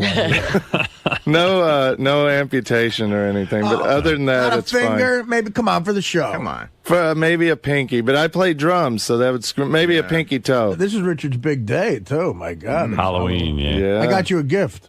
You did? Yeah, here. Happy Halloween. Legends of the Chelsea Hotel. Oh, cool. There's a Thanks, Artie. supposedly the Chelsea Hotel is haunted, and there's a new book out about it. And you could. I told Richard for Halloween, which is like Christmas to him, I got him that book, and I'm gonna I'm gonna pay for him and his girlfriend to stay at the Chelsea Hotel. Oh, really? Oh, that's awesome. How Thanks, sweet of Artie. you. You got to let me take you out for a steak or something. No, that's all right. That's I'm fine. I'll get my own steak. Richard's in shock that your gift isn't like a goof or a gag. It's like what? I love this stuff. I know, like Sid Vicious, his ghost stabbed is his supposed girlfriend. to haunt there. Yeah. Oh, is that where it happened? Yeah, he stabbed her at the Chelsea Hotel. Sid Vicious is going to be there. Yeah. And Dylan Thomas, the poet, And Kathy. when he drank himself to death, he was He living died at over there, yeah. Hey, Kathy's at the hotel. He did 17 shots of whiskey in a row, I heard. Who? Yeah, Dylan, but Dylan that's Thomas. that's the another poet. thing. Supposedly at the White Horse Tavern in the Village, this poet Dylan Thomas drank himself to death, but that's not true. He that's the last place he drank, but he died in like a hospital. What if you go to that hotel and you see Kathy, Kathy's ghost? Moo. I'd probably cry. Moo, why did you eat me? Moo. It's just like they don't say boo, they go moo. and he's just like a lame ghost, like, Yeah. aren't you nudge scared me. of me? Not really. I trusted you, moo. You ate me with steak sauce, you hillbilly asshole. Moo. I'm sorry, Kathy. You could have been the drummer in Duran Duran. Instead, I put you in shitty bands because. Hey, I was in good bands. I put you in the band named after what you threw me into, death. We were friends. We made love. Oops, I didn't mean to embarrass you, but He was a male calf. I wouldn't have done that. his asshole. He You was did a it in my homo asshole. You were into gay bestiality? No. All right. We had a horse named Fred, too. Yeah. Did you eat him? No, he was more of a pet. We couldn't even ride him. He was a little wild, like he didn't like people riding him. So the people sold him to us real cheap because nobody wanted him because they couldn't ride him. But So would he pull a plow or something? No, we just literally had him out in our field as a pet. And Why'd you buy him? Because me and my sister wanted a horse, and my parents bought us a horse. I You don't bought understand. a horse you couldn't ride. How'd your dad make money? Selling raccoon meat to black people? No, railroad. He was a railroad. He was. So you didn't have a working farm where like you had to plow the fields. No, he was more of a hunter and fisherman, and we had like a garden, and we'd have 1 or 2 cows, but he was mostly, all the income came from the railroad. All right. Thank you. Thank you. Happy right. Halloween. You too. Thank you. Thanks, Artie. You're welcome, Richard. Thank goodness it's the last day of his favorite month. Richard's getting fat again. Richard, what happened to your karate? And running. And Yeah, what happened to your gym. running? And you're getting like really fat. I'm getting round like a pumpkin for Halloween. No, I've been keeping up on it, but for the last 3 or 4 weeks for Halloween, I really kicked up my candy eating, and I've just been really slacking on. I haven't been working out as much because I been watch brushing horror your movies teeth? instead. Can I tell you something? Yeah. I've been keeping an eye on him. This didn't happen in 3 weeks. Yeah, I know. I see what's going on. He It's kicked up hard. his candy eating. It's hard, but living in New York, like I love steak and I love a good restaurant, and, all right. and on these Well, there'll be vacations, another meal. You don't have to eat every meal like it's your last. What's a He good finally restaurant? discovered new restaurants because remember, he only used to go to one. Wait a minute. Well, the now, what's a girl- that good one restaurant? closed down. The Chinese The restaurant. I girlfriend, like. they lost you. The girlfriend probably turned them on to some Opening restaurant. his horizon. Like, well, I want to hear what a good restaurant is. What's the best restaurant you've My been to? favorite is in New York City at the Ritz-Carlton in Battery Park. They make the best steak in the city, I think. So you go to the restaurant in the hotel? Yeah. Who found that? Your girlfriend? Yeah, well, she lives right by there, so we go there all the time. It's awesome. But like Citrus, I love Citrus. Yeah. I love the Strip House, all the steakhouse, Sparks, all the steakhouses. You still live on the west side? Sparks. Yeah. Oh. Yeah, well, you know what it is when guys like Fred before Same he deal. got the girlfriend Yeah. and then wife. Like Fred would eat at this Vietnamese deli, like every day across from his apartment in Queens. Like it was good. Had What are you three talking about? squares a day there, Right, and like yeah. would hang out. Then when his wife came in, there was a more Vietnamese deli. She started introducing him to some finer dining. That's Well, I was in true. the city Thank by goodness then. for these So women. guys could just eat at the same fucking place every day and never complain. That's guys. Yeah, We do that. Yeah, women want a dining experience. Women get fancy. Yeah, but Yeah. my girlfriend loves Papa John's pizza too. We don't always. Well, that's why you eat- fall in love with these girls because they broaden your horizons and shit, and then all of a Some sudden days you're Papa like- John's, other days Domino's. then you get used to that lifestyle of going to different restaurants and stuff. You don't want to go back to just eating at Papa John's every day. And that's how you fuck them over. You're Yeah. like, hey, I met a hot waitress at the Ritz-Carlton. She gives me free steaks. You brought me here and I found my wife. Exactly. No, it's all guy waiters there. as Ed, far you're as I on the know. air. Hey, I heard you and your girlfriend just moved in together. Yeah. Oh, really? Is that right? Uh-huh. You're living with her now. Uh-huh. When did that big decision get made? A couple months ago, but her lease was up November 1st. So. Someone's going to have to kick it up on the showering as well. Yeah, that's true. Yeah, You you're get gonna to have shower every maintain day. Some kind of Yeah. hygiene. Yeah, she don't I want to haven't- smell me. So will you shower every day now? Probably, yeah. Yeah. What does your apartment smell like? Did you have to fumigate it? Oh, man, I have like 10 pumpkin candles in my apartment, and I burn the fragrance oils, too, so it smells oh my good. God. It's going to burn down the whole building. Smells like the slaughterhouse. I love, like, smells, so I got a lot of candles and Yeah. stuff. What are you going to be tonight at the Halloween parade? You know, I did my dress up on Saturday at Ross's party. I'm just going to observe tonight. Oh, I see. Yeah, I'm going actually this building. These people I know that are in this building, they're on the 3rd floor, so I can just look down on the parade and watch it. Don't you? It's Halloween. You're not going to be in a costume, and this is your big holiday. No, I'm more into costume parties. Plus, we got to work tomorrow, so I can't stay out real late and I see. party. So All right. I think me and Ralph might meet up. Ralph is really into the Halloween parade. Not too, anymore. so- Oh, in the parade. Yeah, he's Yeah. into dressing up. All right. Thank you.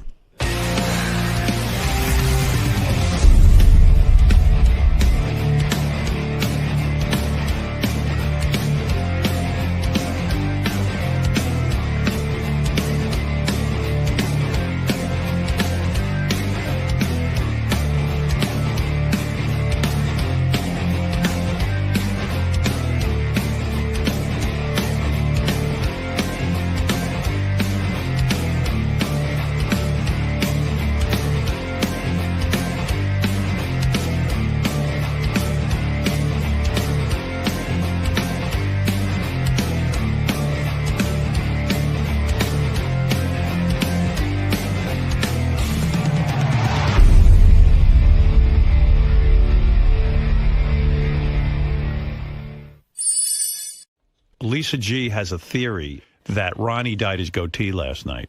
I think so. You're working Yesterday on- was really white. Yeah, I noticed that too. And even the guys from TV put up a thing while Ronnie was in there. Go, look how white Ronnie's beard is. It looks like a billy goat.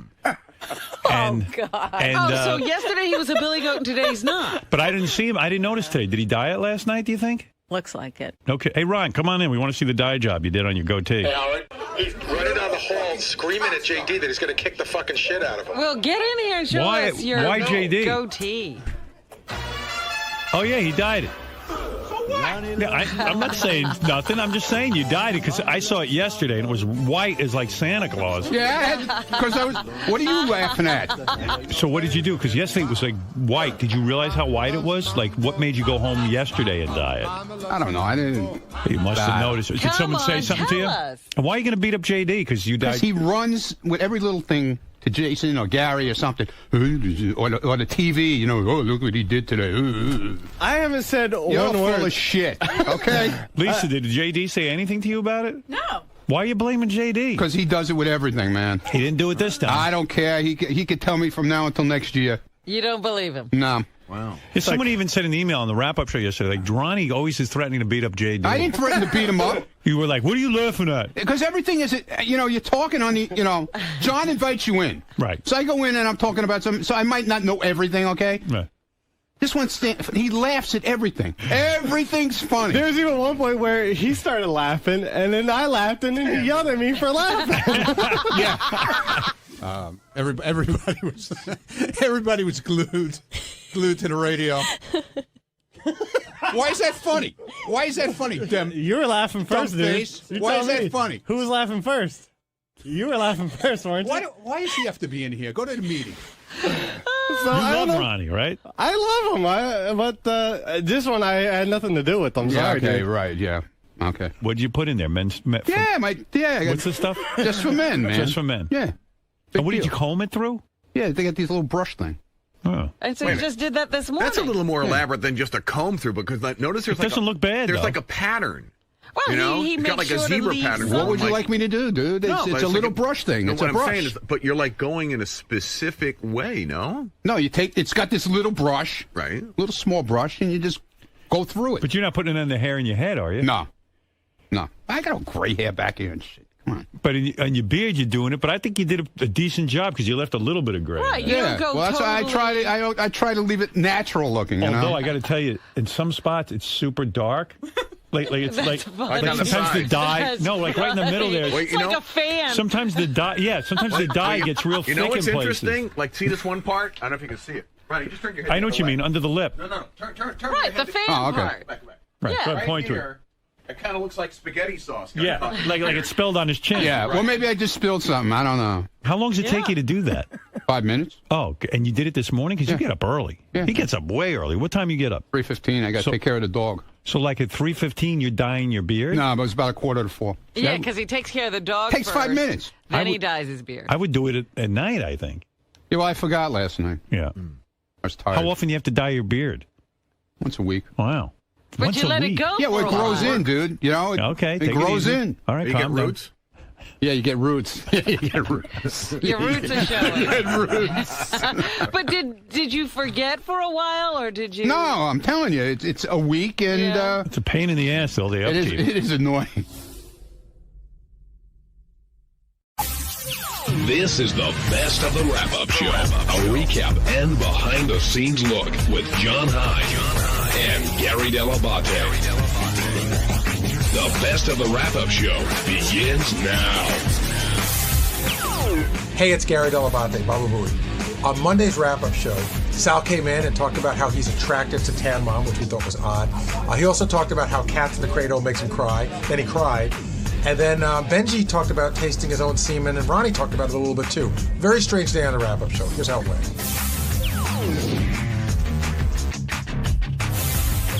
Sal's now joining us here. And Sal, you hit a lot of stuff this morning, ranging from your little crush you have on Tan Mom, which I thought was... I wouldn't say it's a crush. What would you call it? Just a fetish.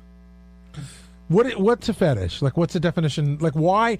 I mean, I know you know what the definition is. Why do you... I noticed that in you. Like, you have this... You used to watch granny porn, which is not really like 90-year-olds. It's like 60-year-olds. But what is it in you? Did something weird happen in your life that sent you down this path? I don't know. You know, when I was young, there was one person when I was younger, this woman, she would like tackle me down and like try to get down my pants. And Well, okay, slow down. How old were you when this would happen? About 9. And how old was she? 30. Now, why was she trying to put her hands... 27, why was a 28. 30-year-old woman trying to put her hands down a 9-year-old's pants? She just thought it was funny. She thought it would be fun. Like, let me see you wee-wee, and she would tackle me down, and she would do that. But as a child, I would get very upset. I would cry. And then I saw this lady, like 15 years later, actually probably 20 years later at an event. And I went up to her and I said, hey, do you remember when you used to do that to me? And, you know, she got a little, like, red in the face. And I go, would you be willing to do that now?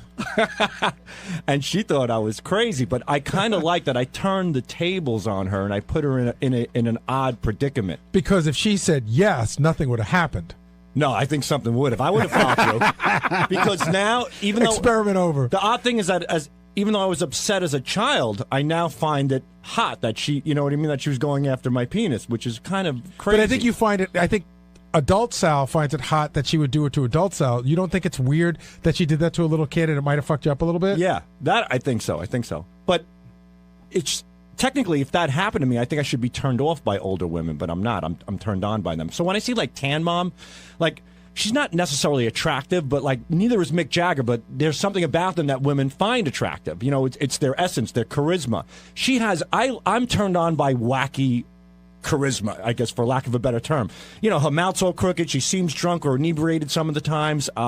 You know, she's posing on a beach with her tits flopping out. To me, that it just says that, hey, this is a wild, crazy girl. I like that old, white, trashy woman that will kind of let you do whatever you want to her and get a kick out of it. If you're attracted to wild, crazy, sort of off-kilter women, why'd you marry a beautiful girl? Because I'm attracted to wild, crazy, off-kilter women for the moment. This is not somebody you want to drag home. Like, you know, like look at porn stars. I mean, they're willing to stick wiffle ball bats up their ass. You don't want to walk down the aisle with them. Everything has their moment. So these you don't take the circus home with you. You go, you pay the ticket, and you get entertained. So the crazy women are more your fantasy. Fantasy, absolutely. So Tan Mom being loose on the beach, a vagina half hanging out, a tits out. It's like, wow, this you can have a lot of fun with this crazy broad, you know? Let's talk about the Long Island psychic. Is it psychic or medium? I want to make sure I get it right. It's the Long Island medium. Teresa Caputo. Medium. The okay. LIM. All right. Sal, you've been pitching her hard for months now. In our writers' meetings, I know you believe, you think she... And you had told me about Westbury Music Fair, how you were like, wow, like you were a little skeptical, but after then you became a believer. That's fair to say? It confirmed it. That I'm a believer. I was on the fence, and when I went to Westbury Music Fair with 3,000 people, the way she would pick out people. I know, if you make a generic comment, somebody died of a heart attack, 3,000 people, somebody's going to stand up. She specifically would point to people and then say how the person died. But I want to ask you a question, and I'm not saying the Long Island psychic does this. In my mind, she's a psychic, okay? Medium. A She medium. talks to the dead. A medium. But why... say somebody else did this act, right? Right. Why wouldn't... What makes you so sure that there aren't plants in the audience? There could be. There really could be. But I think that if she were to come on the air and she were to do some reads, or if you were to meet her personally, let's say your family members were to meet her personally, Gary, I think that possibly she would turn believers into some of us. But wait a second. You said the second part, that she could make me a believer, but you didn't answer the first part. Which is what? That you're just... It's a leap of faith for you to believe that it's all real. No, I'm confident that it's real. But why? Why are you so confident? Did you believe in psychics before? Or mediums? I did. As a kid, I would always watch George Anderson, which was on Channel 6. It would follow Jackie's comedy show, and he would scribble on a pad. And I went to see him... Hello? I went to see him, and it didn't turn out that well. Mm-hmm. And then I believed someone in John Edwards, and then I saw that whole special where, they were miking the audience, and then it turned me off. So I believe these people have somewhat of a gift, but I think that Teresa has the ability to really, she has an extraordinary gift where she's able to fine-tune it. And don't all the psychics fine-tune it? Don't they all? When John Edwards had that show, didn't he know things that only he could know? Yeah, I guess what makes her different than anybody else who is a psychic or medium? I can't really put my finger on it. There's just something about her that I think is quite fascinating. And again, being that I saw her live at Westbury Music Fair and what she pulled off was just like, it's just one of those things. It's a phenomenon. You really can't explain it. And Howard told you, no more Long Island medium. She's not going to be on. We're done. That I got. But I've always I listen to Howard. He's made me a believer in a lot of things. Like he's changed my point of view on certain things. But this is something where I'd like to do just the opposite. I'd like to make Howard a believer in possibly this. See, but you're not interested in investigating whether what Howard's saying may or may not be true. You're so sure it's true. You want Howard to understand it. I would love for Howard to say, "Wow, this." I don't have an explanation for this. I'd love to put Howard in that situation. I didn't know that Cats in the Cradle was your Achilles heel there when it came to crying. Being a father, 3 kids, it's a no-brainer. Well, actually, it's not. I think that again, to explain to you why... Gary, you're not in my head. You can't explain what you're a good father. I think it's because you didn't have a great father. The song is sad to you. It might be that, but I also think that whenever my son wants me to do something, the first thing that pops in my head is Cats in the Cradle. And I'm thinking I better do this because I don't want to be at a point in my life where I'm going to regret not sharing those special moments with my son. Like someone you know really well. Like my dad, right. That I get it. But I look at it's just a sad thing. The whole thing is What horrible. specific part of the song gets to you? At the end. When the kid has no time for his dad, right? When he's old and decrepit, right? I don't want to talk about it. You would get emotional because there would be nothing worse for a father to hear his son saying, "I don't have time for you." It's just horrible. It's just horrible. Wait, are you talking about the part where he says he grew up just like him, and he makes then that? his father's right, and I never, I don't want to talk about it. It's just, there are some people you don't want to be like. Hey, Sal, why don't you seriously? And obviously it gets too emotional, but why don't you sing the last few lines? I'm not trying to make a dickhead. I don't get to the point. Why don't you go through it? I couldn't sing it. Yes, it'll be fasting on the air, but why don't you go through it right now? I can't sing it because I shut it off. Well, don't sing it. Just say it. Have you ever listened to the entire song? It's not trying to make you a of dick. course I have. And then when it gets to the end, it's just horrible. I mean, the end, he realizes that he's turned into his dad, even though he didn't want to be that. My makeup's running. But it always does. But do you think? You've gone out of your way to not be like your dad. So I don't understand why it would get to you there. Do you know what I mean? Like, you're great with your kids, and you do take the time. So why would it tear you up? I don't know. Just the thought that I think I have a fear that I might end up that way. Like, I might do that. Well, if you haven't already, you probably won't. I haven't. You probably won't. I just came up with a great game for the show. I think that Sal should be in one isolation booth, and I should be in the other one. Who breaks first? And we should play the songs that make us cry and see who breaks first. I think a lot of fathers feel that way about Cats in the Cradle. Have you ever, because like Gary's saying, you're sort of said it's, that a lot of people think it's more about what you went through as a kid. Have you ever talked to your dad about it at all? No, there's no talk. That's not happening. Not happening at all. I went to a therapist, and he brought up all the father stuff, and you know what? I even bailed on therapy. But why?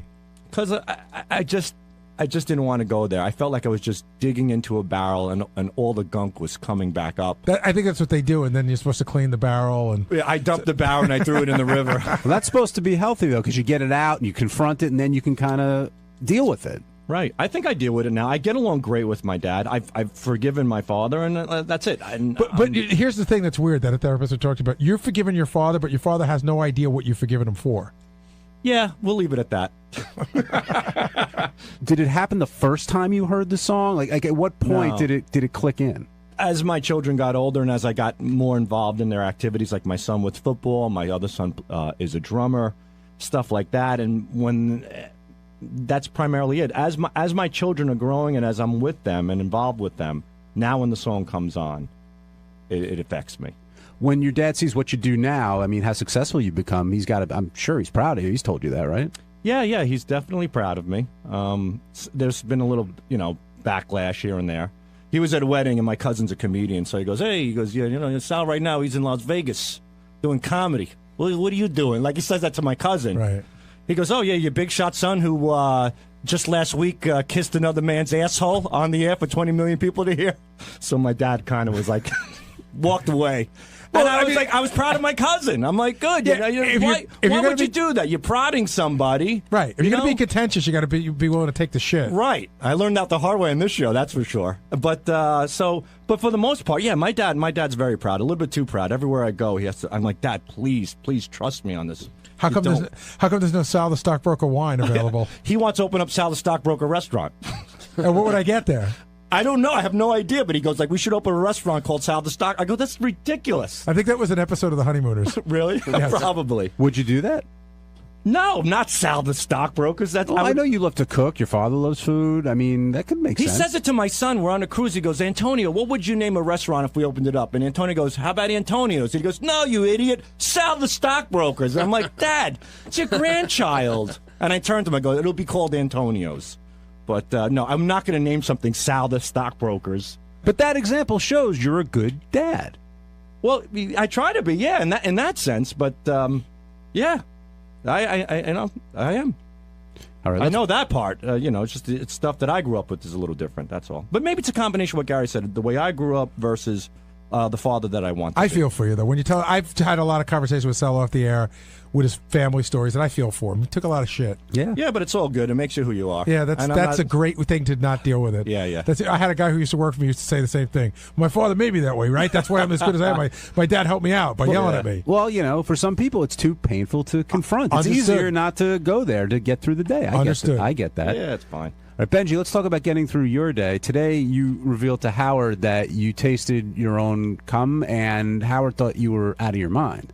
Well, what I've said was, which I think most guys have probably done out of curiosity, is I put my tongue against it out of curiosity because I know girls eat it and saw what the taste was. I would find it disgusting also if I think about it. That would be tasting it. But was there anybody? No. I said I put my tongue against it. The same Against way you what? probably have you ever put your tongue against your arm when you're sweating? Yes. So you put your tongue against your dick? No. Yes.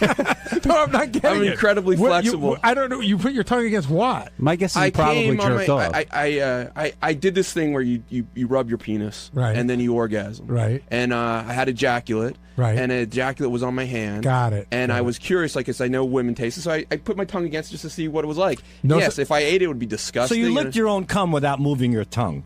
What? You licked your own cum without making the licking motion. I put my tongue against it. Yeah. I think so you most. licked it. I would think that's not that rare to have done that. Sal, you think that's rare? Yeah, I do. Oh, Sal, come on, come clean. Literally. I can't follow Benji's story. But you have a story. It's just the same. It literally is word for word. The odd thing is, like Benji says, it's not rare. It's same thing happened to me. I was curious. I just gave it a little dab with my tongue. I was 15 years old. I was at my grandfather's house, and he makes his homemade wine. So I was drinking one day, and I was 15 at that time. I was jerking off like a wild monkey, and I was in the bathroom. I jacked off again. And I was drunk. I'm like, let me give it a little, just let me see what this is all about. And I gave it a little taste. That was it. How would you What's weird describe is when the it's Sal and I've done it for each other. How would you describe the taste? I really don't remember. I really don't. I really couldn't tell you. I mean, I could tell you it was salty and gooey. I really couldn't say that. Benji, any recollection? I can't say that. Sal's or mine? Yours. Sal, salty. A salty kind of thing. We've all kissed a chick after she's Yeah. blown us. I haven't done that. You never got a hint of your own jizz? Never. I've gone out of my way not to do that, and I'm not passing judgment. It's just I don't have a curiosity there, and yeah, I've been yelled at by women. I just did that thing for you, and now you won't kiss me, and I'm like, yeah, all right, guilty as charged. How about you, John? Yeah, 80 blowjobs. They never came back up and shared a little bit of your own sauce. No, I've kissed a woman afterwards, but I don't know. I didn't recognize a taste one You way or did, the but other. you ignored. You put it at the back of your head. We all get that. You've We never all- even tasted like the mouth tastes a little different from your cock? I truthfully never. Everybody didn't gets a notice. zing of that salt water that hits the back of your mouth. Like, okay, let's just move on. That's It's like how when you- a girl queefs when you're having sex. You pretend you didn't hear it. When you taste No, it, you your own. don't. You expose it and make fun of her. and laugh. No. That's not a good idea. I've never tasted jizz. I have. When did you taste your own cum? He didn't say his own. I didn't say. Well, yeah, kind of. How so? Yeah, I don't know. It's a long story. You don't have enough time. We got time. We Wait, can go. I don't have enough time. You haven't tasted anyone else's. We can have go you? late. What? Don't worry about it. You haven't tasted anyone else's. Not have a you? guy's. What the hell is wrong with you? Not a guy's. No. Have I tasted my own? Yeah, I got this thing that I do with girls, So What thing? You're not into felching, are you?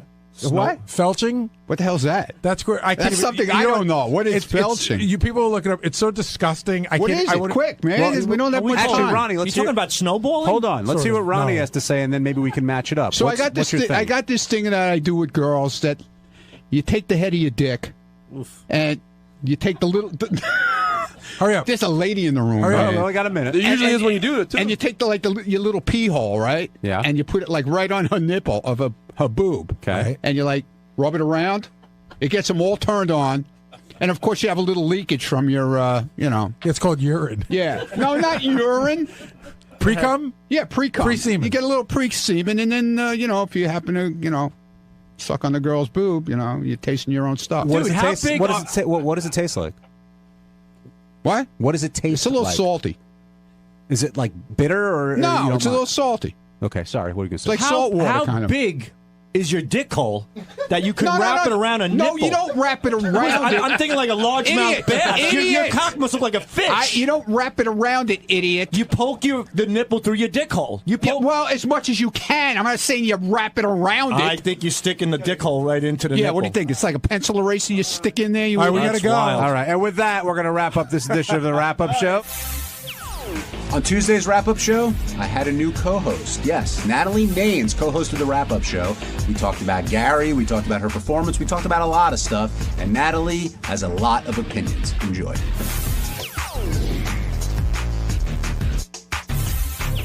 Natalie, you were a huge part of the show today. We're going to discuss your appearance and how you really feel about Gary and how Gary feels about you. I think we should break that down.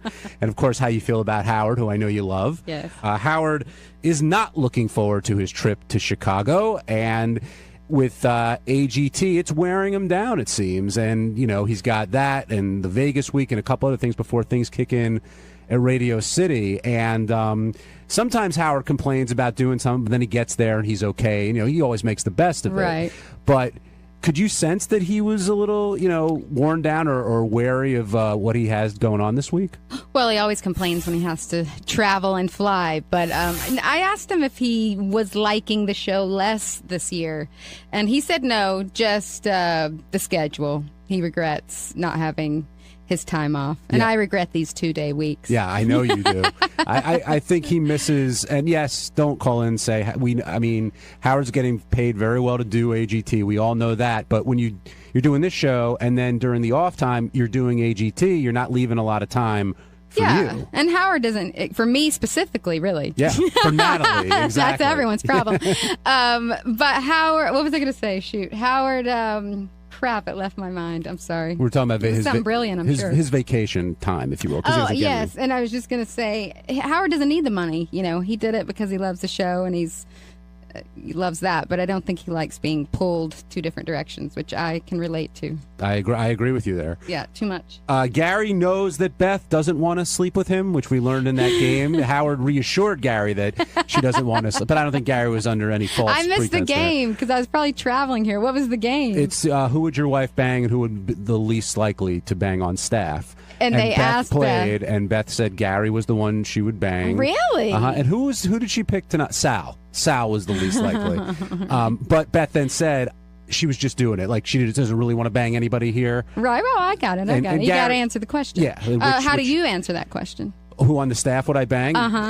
Let's see. But it can't be Lisa G because she's a girl. You got to just I have to bang one of the guys? Yeah. Well, Teddy's kind of cute. Okay. You know, I think. Look, everybody knows it would be Gary. I mean, that's no surprise to right. anyone, Well, you guys are already banging. Yeah. But outside of Gary, who would be the next? It would be Teddy? Yeah, probably Teddy. And who would be the worst? The least likely to bang?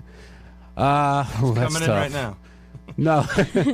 Maybe, that's a tough call. I'd have to really think about that. Come on, John. No, I'm the giving you an audience is answer. waiting for you. I'm sure to with bated breath. Watch Ask the Natalie door, who Lucas. she would do. I'm getting to Natalie. Oh, Jason. Thank you, Teddy. Definitely Jason. Who Same would question be to the you last? now, Natalie. Huh. And don't say Howard because that's a cop out. Howard will be out. Okay. I'm going to go with Gary. Just kidding. I'm going to go with Will. Will's a cutie pie. You like Will? Yeah. Hate to be typical. Yeah. But Will's a cutie That's pie. everyone's answer. That's why I said Teddy instead of Will. Sorry. Least and then likely? least. Be honest. Oh, I will be. I'll go with Sal too. Sal's handsome, but only because he's just so creepy and just seems so fucked up as far as his view on women and stuff. I couldn't enjoy myself. Let's go with Celebrity Superfan, which I listened to and I really enjoyed. I think you and Probst do a great job, and it was a good panel. He does a really good job for not listening to the show, don't you think? Just kidding.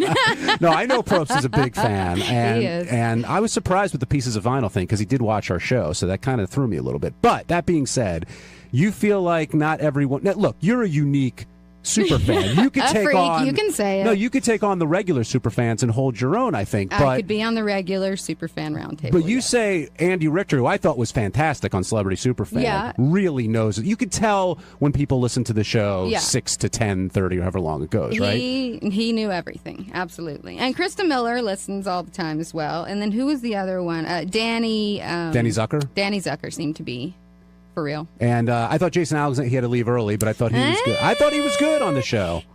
He was knowledgeable, but not about current stuff. So he was going back to the old stuff. Yeah, I don't know how much of a listener he is. And you're saying I know. Knoxville is a poser or is not a poser? Let's get this straight. I actually wasn't. He did give me the blank stare on Pieces of Vinyl. He didn't know Pieces of Vinyl. So I'm going to have to go poser. Wow. But cute poser. That makes it okay. Yeah. I'm trying to think who else. We're forgetting. Oh, Cordry. Cordry's a... He seemed like a true fan as well. And I think you've talked about this with Howard before, though. But when you meet somebody and you find out they're really a Howard fan, they go up like 100 notches in your eyes, right? Absolutely. Well, we're just going to have something to talk about, which is fantastic. I never go out, but I go to that Jimmy Kimmel party every year because that's my peeps. And how was the Kimmel party this It's go around? fun because we all talk Howard and everybody knows everybody because of that, and it's just fun. You walk in and know you're on the same ground, whatever that term is. Now I feel like JD. Common ground? Common ground. There you go. Thank you. And how deep did the conversations go? I mean, you could talk anything. Like, can you tell when people are like, yeah, they like Howard, but they really don't know the show, versus somebody who can, break down Benji's Vortex, for example? I think I'm just drawn to the people I know are already super fans, so that's kind of who I go talk to. Ryan Philippe, and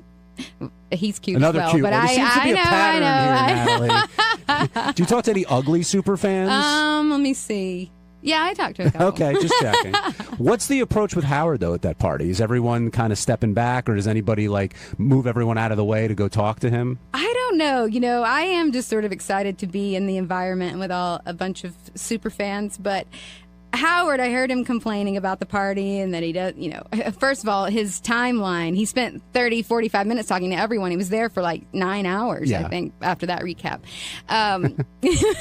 But he complained about it. But I have to say, what nobody pointed out is Howard and Beth are standing at the entrance of Jimmy's house, greeting everyone. It was like a wedding reception. So to say he got stuck outside, that's kind of where he placed himself. I see. Because he is a very gracious guy, and he is, I'm sure thankful, or just at least gracious, that Jimmy threw him this party. But they do stand there like the welcoming committee. So for me, I just felt like I had about a minute, and then my job was to just go inside. So I felt like I was following the protocol, but I guess he talked to other people longer. But I'm just excited. I don't want to be on Howard's radar to talk about from the party. So I kind of say hi and be all nice, and then I go talk to everyone else. Now, somebody else at the party this year was Gary. With Mary. That's right. Let's talk about Gary for a second, because he's not here. And then when he comes in, we'll the best time to talk about Of course. But I can't tell. I know you like breaking Gary's balls, no doubt about it. But I can't tell if there's something more there or not. That's the weird thing on the show. You can tell when someone's kind of getting in your face just because you want that reaction. But then sometimes it's like, no, I really do think you should be doing this, this, and this. How do you really feel? Well, I like Gary fine, but what I say about the things that bug me are real. But there's things about my husband that bug me. That doesn't mean I don't like him. Gary likes to just put a big blanket on the whole thing. She doesn't like me, and just dismiss what I'm saying. But no, I like Gary fine. How do you think he feels about you? I think he probably doesn't like me. And do you care? Does that bother you? Yes, I care. I want Gary to like me, but I won't lose sleep over it.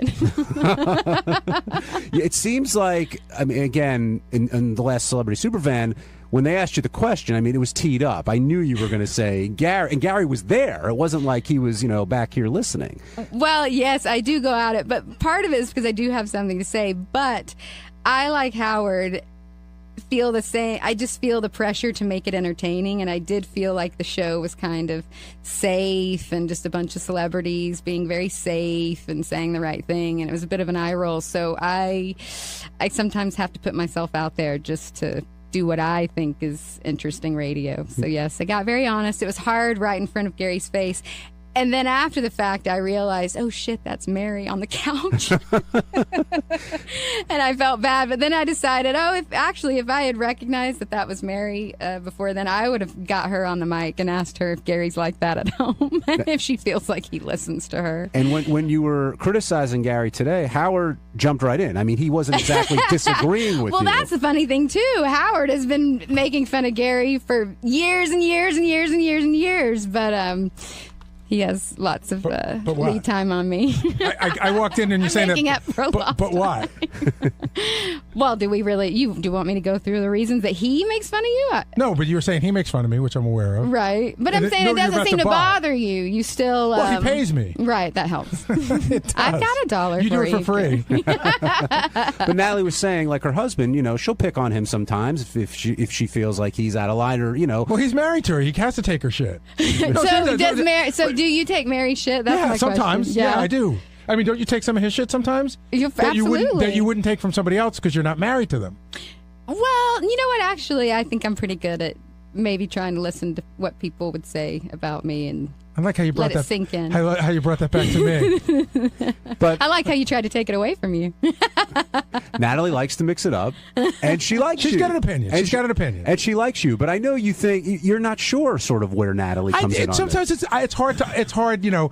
Natalie's got an interesting move because Natalie's cute and she's got a big smile and she has a big laugh, which you can sometimes use all those while you're putting the knife in.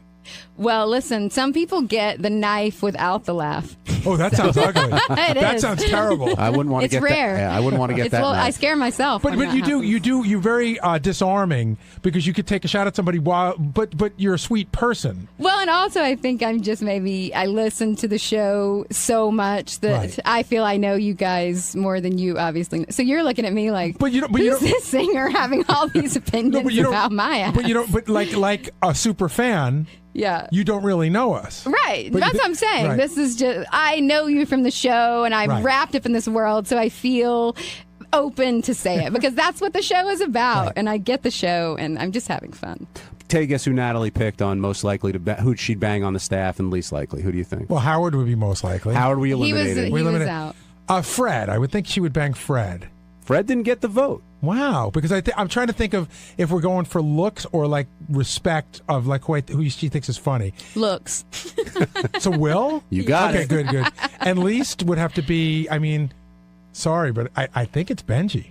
No. It's not actually. Scott the engineer? No, Sal, just because he's so weird and fucked up about girls, I couldn't enjoy wouldn't- myself. You couldn't bang a guy who wants a bang tan mom? I couldn't bang a guy who wants to fuck a girl, have the I'll never forget, this was years ago. Sal said his dream was to fuck a girl and then for the power to go out, and he kicks her out of his house naked on the front steps with I don't know what electricity had to do with Wow. it, but the power had to go out apparently for her to have to leave, and that was just so angry. It's so fucked up. You missed I don't know if you heard the other day, but Sal talked about he likes a woman who wants to be humiliated. So humiliating a woman is not good. But if a woman wants to be choked and spit on, that's awesome. Right. I did hear that, of course. Now, whose sexual antics do you sort of like, dislike, whatever it might be? You talked about Sal's a little bit. We understand. Lately, you've getting a lot of stories from Ronnie Mund about his sexual expertise. I love listening to Ronnie. What do you think? Is Ronnie a pro? Does he know what he's doing there? I have no idea. Or are you completely put off by what he has to say? I'm taking his word for it, but I just love listening to Ronnie and picturing my grandfather because Ronnie is a grandfather. He is. And oh my God, I've never met a grandfather like it. Ronnie is one of a kind. He is. When you come out of the studio, Natalie, when you're done and you have to go talk to Lisa, It's hard. awkward, totally phony, partially phony, No, who? both of you. No, she's not phony. She seems a little pissed at me, but listen, again, it's not the same as with Gary. My stuff towards Lisa G is probably a little more passionate, but listen, I don't know Lisa G. I just know her from the show, so I'm commenting on her character on the show. But it is weird to see her in front of her face because I don't like to be mean to people, and I don't want people to think I'm mean. I have a question for you about Lisa, because Lisa came to me today, and I was running around and hear everything, and she said, I just want you to know that Natalie did ask me to perform with them, but there wasn't going to be a dress rehearsal, and that's why I turned it down. That's not my problem. Yes, that is true. But if you were Lisa, But that's not. But I think Lisa thinks that's why I think she's not a team player because she didn't play with us. Well, I think it's crazy to have the opportunity to play with you, dress rehearsal or not. Just fucking do it. Yeah. Well, you know what? In hindsight, well, first of all, the tour I thought that would be a great idea on was when we were opening up for the Eagles, and then when I gave it more thought, I was like, wait, maybe that's not a great idea. These are not necessarily all Dixie Chick fans, and Dixie Chick fans are not necessarily Howard Stern fans. So I think maybe I would have been the most entertained person on the stage, and what I'd wanted her to play on was "Not Ready to Make Nice," which is kind of our biggest song. So probably that wouldn't have gone over well. That wasn't a good. So why don't you think she's a team player? Because she just can't laugh. She just can't take it and just laugh it off. She just gets very curmudgeon-y and spinster sounding and just laugh. Even if you're not going to do it or participate in whatever it is, you can still just have a sense of humor about it and be a little funnier. She's just so I don't know. Do you Part of me wants Lisa G's pretty and thin and all of these things, but I don't know. I wish she wasn't so. Nobody's ever going to be good enough for her. She just seems like one of those girls that the guys. She's always going to be better than the guy. Do you think she'll ever marry? I hope she does, but I don't know. I don't know. Do you? I think you get to a certain point. If you haven't gotten married, then you probably don't need to. I think that in her mind she'd like to, but she's often said on the show it's not the big deal for her anymore. She doesn't seem to care, and if you don't care. But do you believe? I'm fine with women who are like that because women don't need a man, and you don't need that to be happy in life. But I don't know. She doesn't seem like a super happy person that doesn't need a man. I think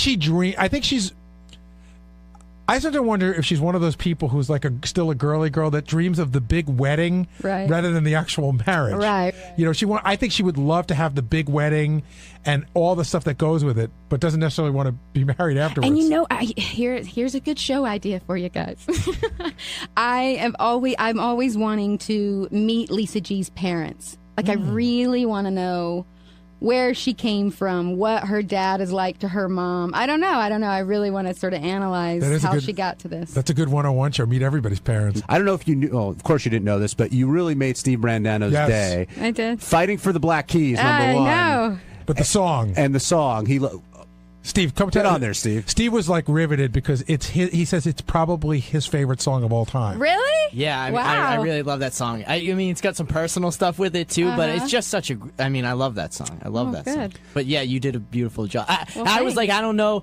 I was worried. I'm like a girl singing it, and I was nervous. And I don't know, like a minute and a half in, I turned to Gary and I was like, she's got it. Thanks. Yeah. That makes me happy. And mentioning the Black Keys was too, because he's not going to hear it from me. He's not going to listen to me. So thank you. And you also said Steve says a lot of other crazy shit, which is true. Well, because who's the band? You like some band that I'm just like, oh.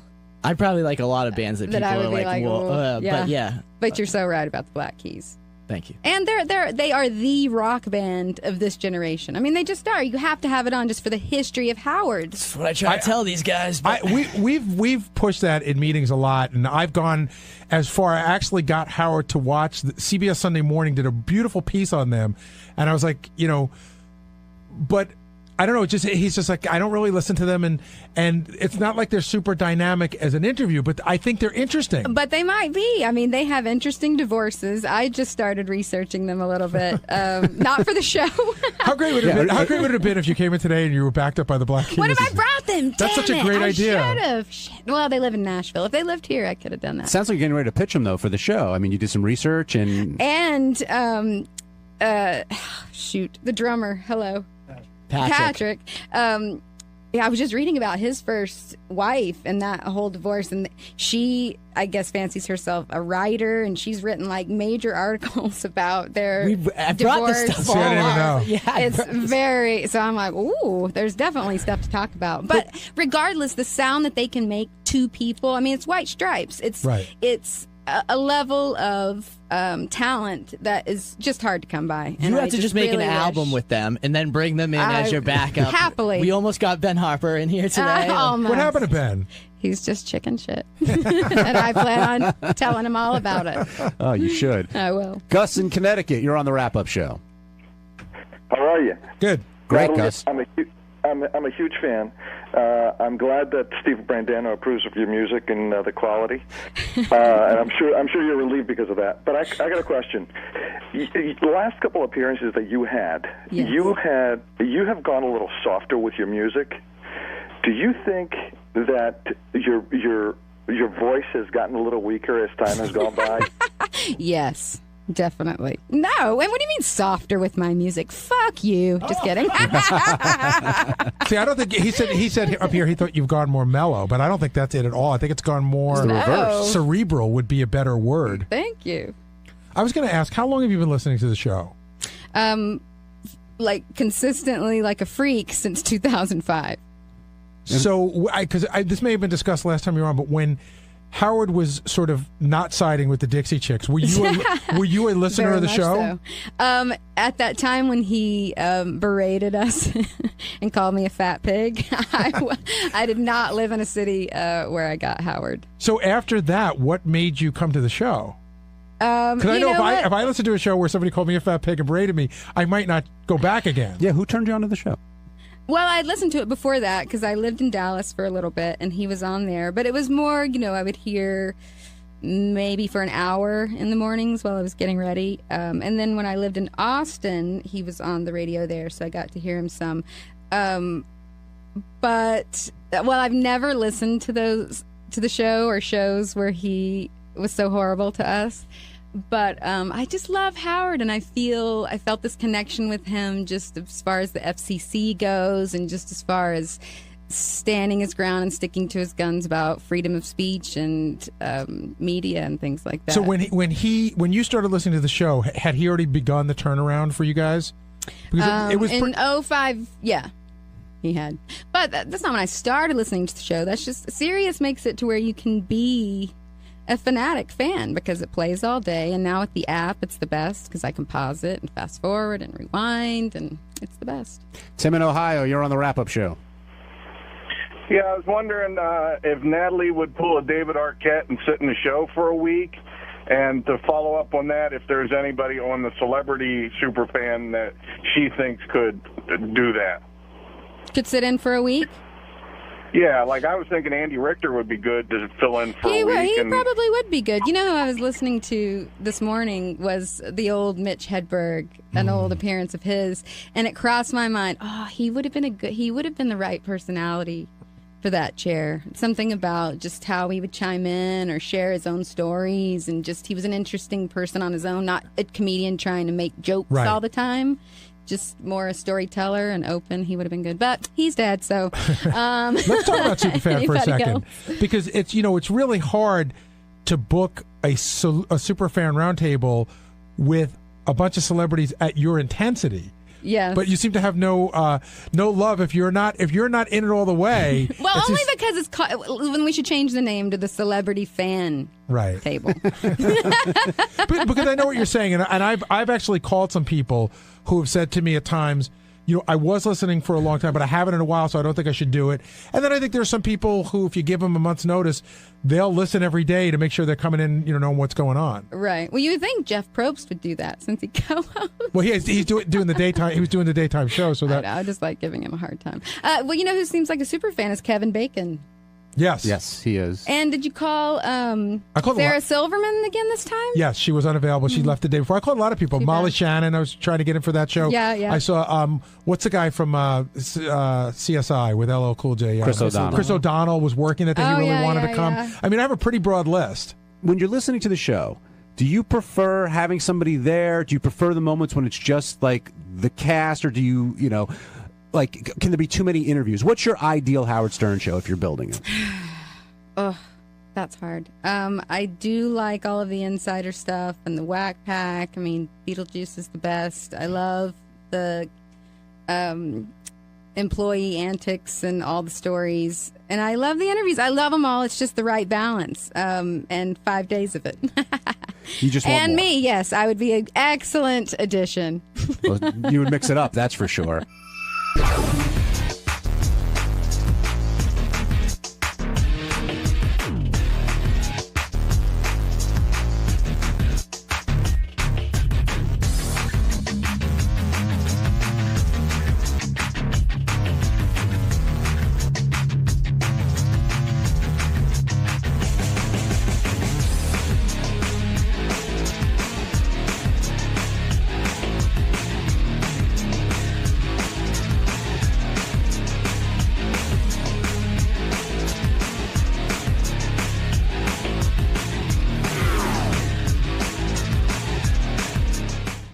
The Star Trek convention. I didn't get to play this for you yesterday. The Star Trek convention, much like the Star Wars convention, and I mean, we know what that sounded like. What's your favorite character on Star Trek? I would have to say Data from Next Generation. Why is that? Well, because of his uniqueness, trying to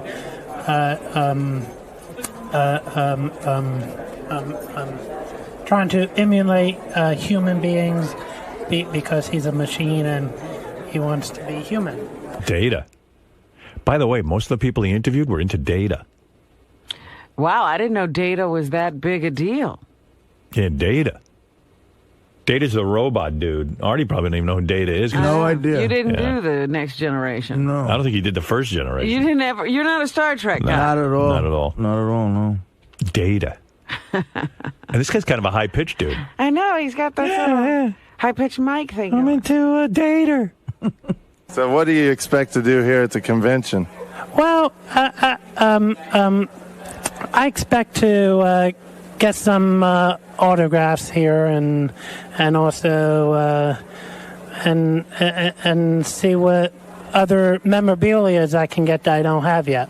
All right, well, thank you very much. Thank you. He might be a stuttering high-pitched guy. Yeah. He's a find. That guy. I can see why Data would be his guy. Yeah, Data. Well, here's another dude. What are you doing here? I'm doing here to get pictures with different stars.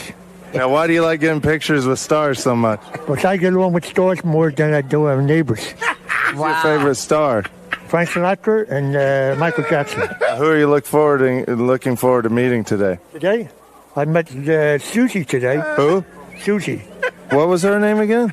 Susan. Susan Anton.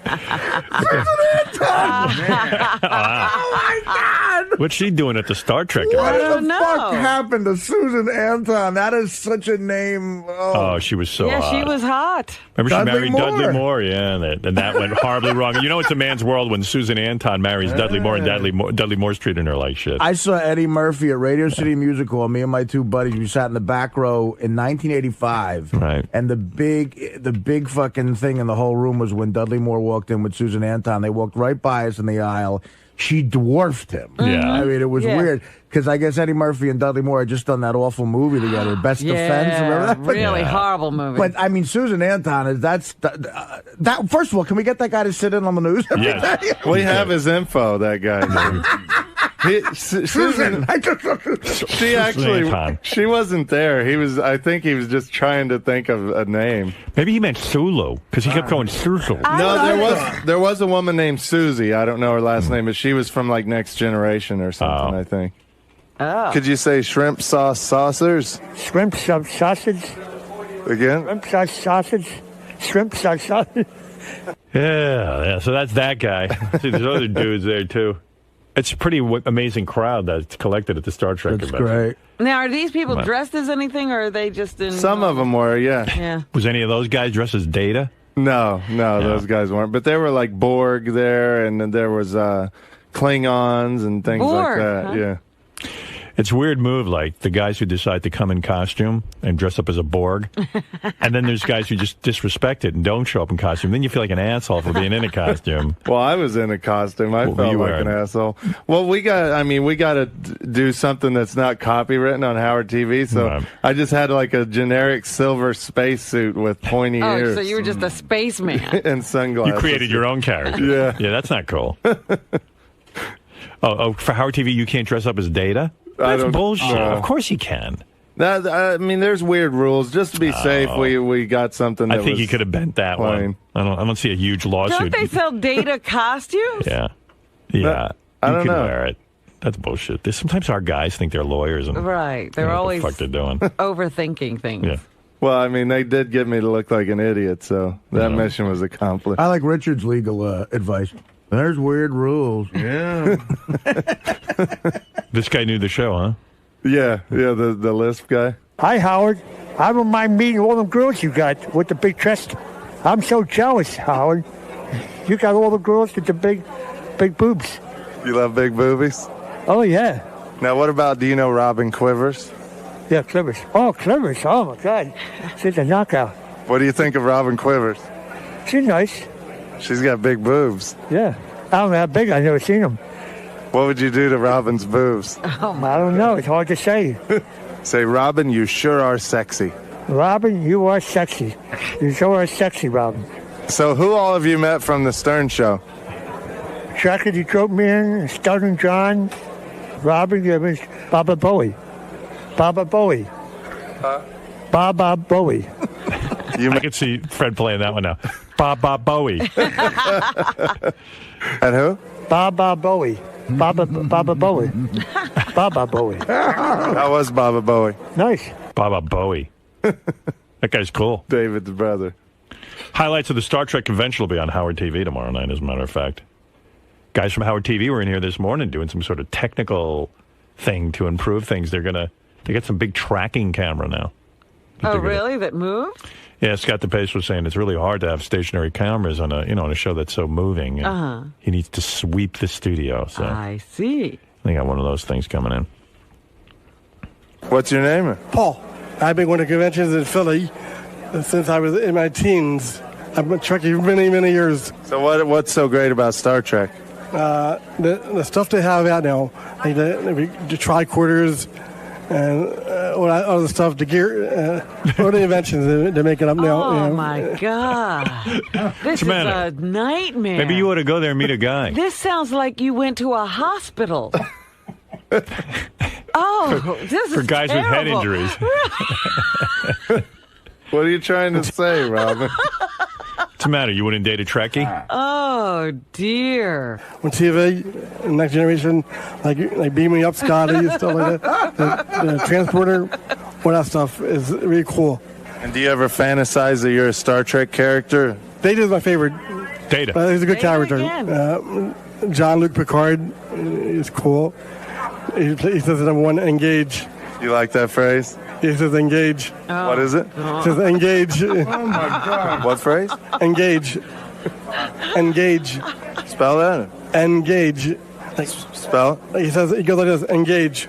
Like warp 1 or warp 7. What does he say, though? He says engage. like engage. He says start up the ship. It means engage. Wow. And he moves his finger? Yeah, Captain Picard moves his finger. He says engage. And you like that? Yeah. Mm-hmm. Do it again to make sure we got it on camera? It says engage. This is who's in the audience, I guess. And can you imagine the cruise? Oh, I was just going to say that. Star Trek cruise? Star Trek cruise. You realize it's just you, that guy, and an ocean. Oh. I get along with all these people, though, because I've been going to these kind of conventions, too. I go to, the horror movie ones. I can believe that. So I relate to, all these people.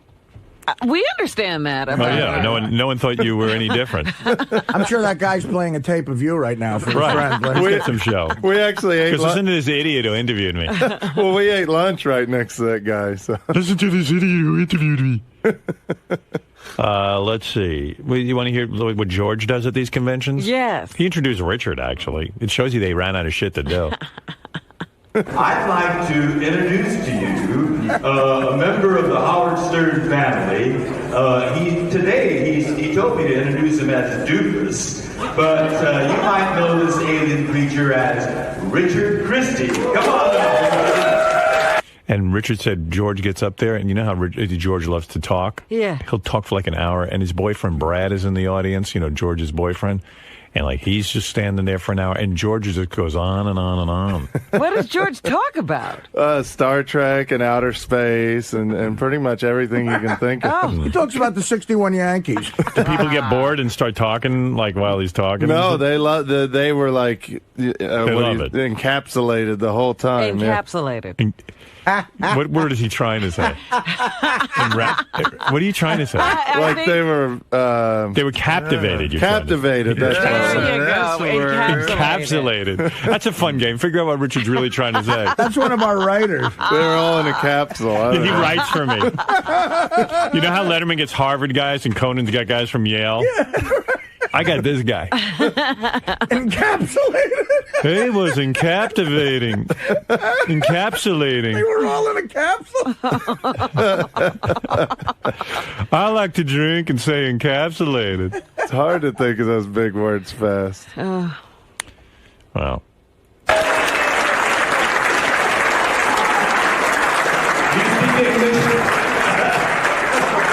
Did you say stuff? I just said how great George is doing on the show, and he made a few quips and stuff like that. Talk to him and How are you doing, folks? This right here is the best addition ever to the Howard Stern Show. The nicest, sweetest guy ever, and one of the funniest people I've ever met in my life. And we all love George, and he's done such a great job. Well, it's a mutual admiration society, but I don't want to embarrass him by telling him I love Richard because it has a whole different connotation on the Howard Stern Show. George has seen a lot of me on this show. I have seen all of Richard, unadored, and believe me, it is a sight to behold. Well, thank you, George. Oh, I didn't mean it that way. Oh my! Yours, not mine. George mixing it up. Oh, he's in his element. What a great night in show business. I love when George thinks he's pretty good. Oh my, no, not mine, yours. Do you? We were like Abbott and Costello. Yeah, you were his straight man. Yeah. I think all of this being on the Howard Stern Show and everyone telling him he's funny, he's really thinking he's funny these days. He's going crazy. I don't know. I think he's funny no matter what he says with that voice. So you told me earlier your favorite band is Air Supply. Why is Air Supply your favorite band? Because they sing all love songs. My favorite is All Out of Love, Making Love Out of Nothing at All. I've seen Barry Manilow, too. Barry Manilow is going to be in at the World Kirby Center September the 8th. He's another favorite of mine. He recently had a hip replacement. He just came back from a hip replacement. He's going to shake it on the stage. Thank you. Take care, okay? Have a great day. Thank you. Are these retarded people? So That's you found what retarded retarded people? people. They emptied a hospital. No, that's like That's a normal not guy. a retarded These are guy. people who love Star Trek. I got to talked to Howard a little bit. You know, I don't know what about. Well, he's uncensored now, so how are you feeling, how do you feel about talking? Oh, well, that's okay. That's okay. It doesn't mean he's a bad person, you know. I don't know exactly what to expect in this new environment and stuff. I do know that it was like terrible trying to get in the building and up to this floor. They have security worse than the Pentagon. I mean, this is Homeland Security in this building, just to get to see Howard. It'd be easier to see the president than to see Howard in this new environment. But at least he's safe. He's up in space now, fixing the satellite. I assume he'll be back any minute. He spends a lot of time in space. And you got to be careful up there. A lot of bad things can happen. That's true. So pray for him. Certainly my thoughts and prayers are with him, and hopefully he'll make a safe return and into the Earth's atmosphere here soon. All right, Joe, have fun in there. Yeah.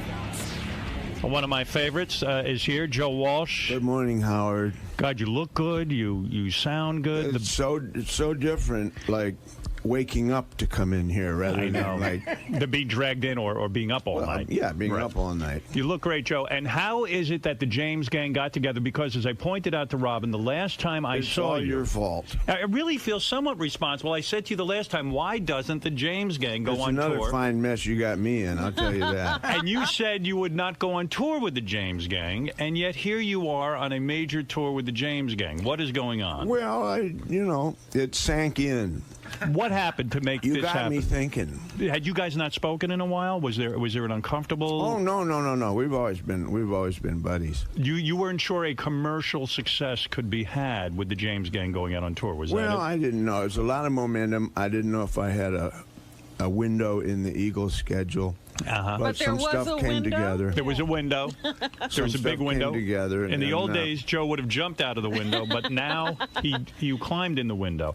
Are the other guys thrilled? You've got to be thrilled to have a James gang reunion, right? I mean, you're ready to make some dough here. Thrilled, totally thrilled. What were Fantastic. you guys doing? That's a good call again. Thrilled. It's great. What were you doing before Joe gave the phone call that he wanted to get the James gang Still back doing together? music stuff. We were waiting for the phone call.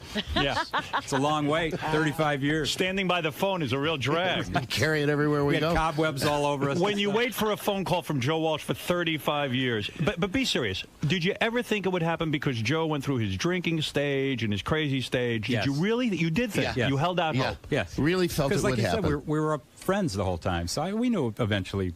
Is it exciting to be back on tour? Fabulous. Completely. And what are the audiences like? Are the groupies? Great. Are they Unbelievable. Yeah, there are groupies. What do they Well, they're look in like walkers. now? They have walkers, but they're We over have there. our own now. They're over there. So, of course, you got Joe, and you got Jimmy, and Dale, and Bill, and you've got three beautiful women working with you who sing backup. Is that it? Backup singer. You got Stacy, Robin, and Gia. Is that correct? That's correct. And girls, do you find a sexual tension between yourselves and the James gang? Are you required to do more than sing? What is going on? I mean, I'm sure in the old days, Joe would have had all three of you back at the hotel. Joe, you're still happily married, aren't you? Oh, well, yes and no. What do you mean, yes and no? What does it mean, yes and no? Well, you know, sometimes it's happy. Are you tempted out on the road to cheat? Like all men would be tempted, especially working with these three beautiful women? Well, what do you think?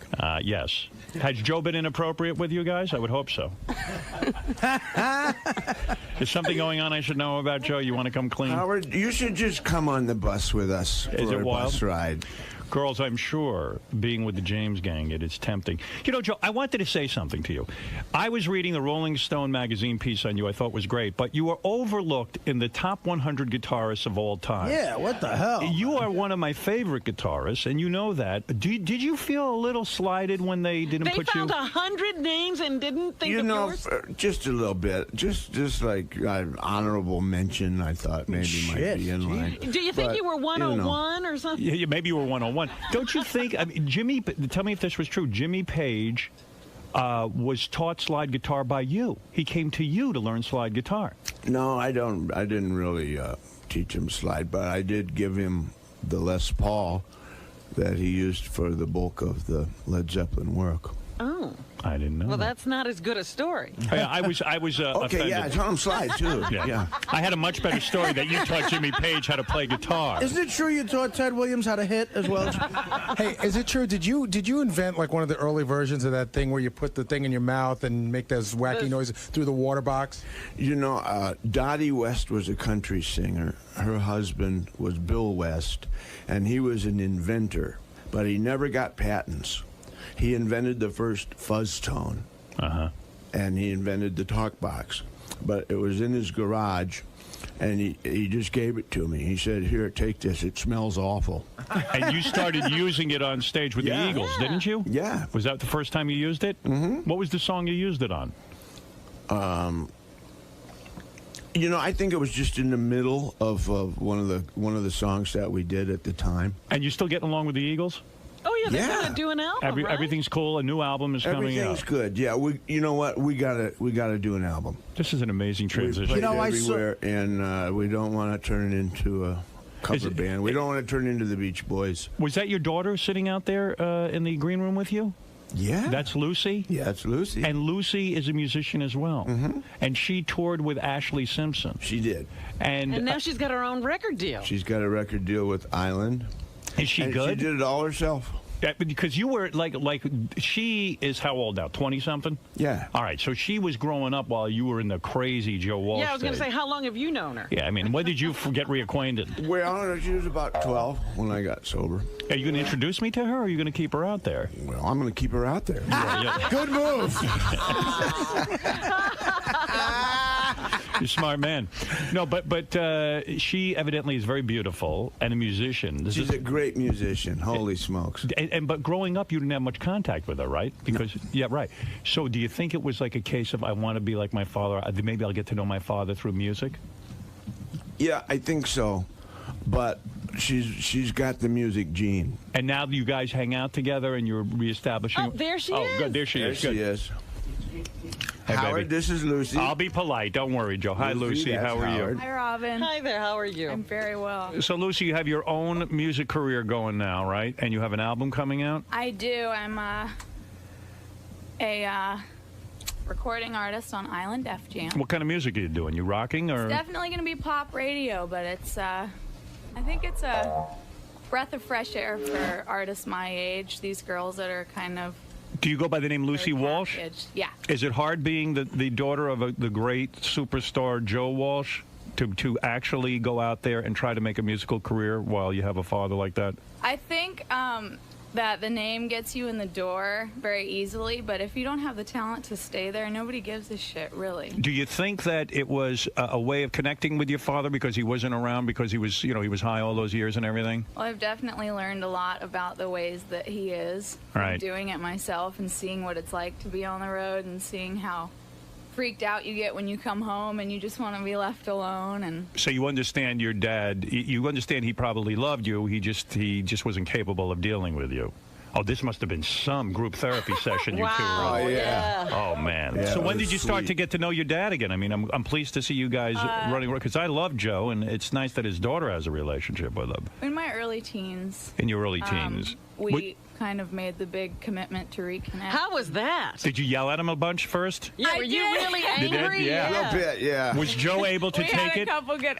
Oh yeah. He was over. Well, he just sat and listened, and then he. I had it coming, didn't I? Yeah, oh, Joe, yeah. I'm proud of you. I'm proud of you for being able to handle that. Yeah, that's not easy I to don't handle. do that anymore. She pretty much taught me how to be a dad. That would drive me back to drink, that yelling situation.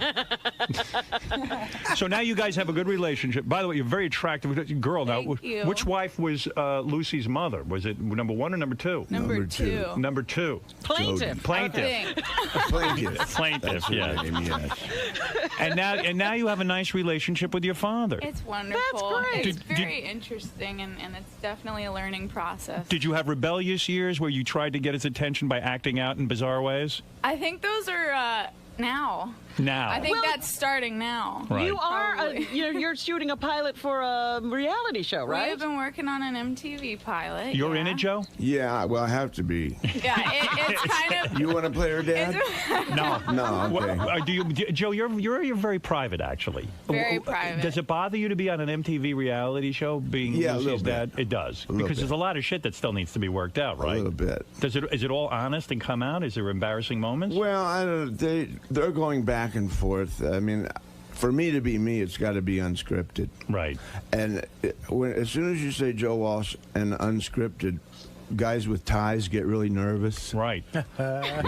Did you have video cameras in your home following you around? Yeah, we did a pilot. Oh, you did it? Yeah. And that didn't disturb How you? was that? Yeah. Well, it's kind of weird. Yeah. I mean, you're used to it. Everywhere you go. Not there's in my a home. I camera. don't think I could handle that, to be honest with Yeah. Yeah, the house is all It's kind lit of an up invasion with, of like, privacy. Yeah. But you. Yeah. But you did it to help your daughter out. Yeah. So this is the beginning of a career for you. When is your album coming out? Next year, spring, tentatively. Wow. Is it done, or are you still working? I'm about 7 songs in, and it's the experience is nothing like I thought it would be. Yeah. Well, come and see us when you're promoting the I record. definitely will see you again. Yeah, Has that's Joe heard the music? I mean, He what do you has. think, He Dad? has. You all right with it, Joe? She's so far ahead of me when I was her age. I'm just really, really proud of her. And you were the keyboard player for Ashley Simpson? I toured with her on her first record. Does she have any talent, or were you? She does. She's Well, a great Lucy girl. also sang. Did she actually sing the With vocal? Ashley, yeah. I see. So you doubled her voice. Ashley sounded really good with Lucy singing.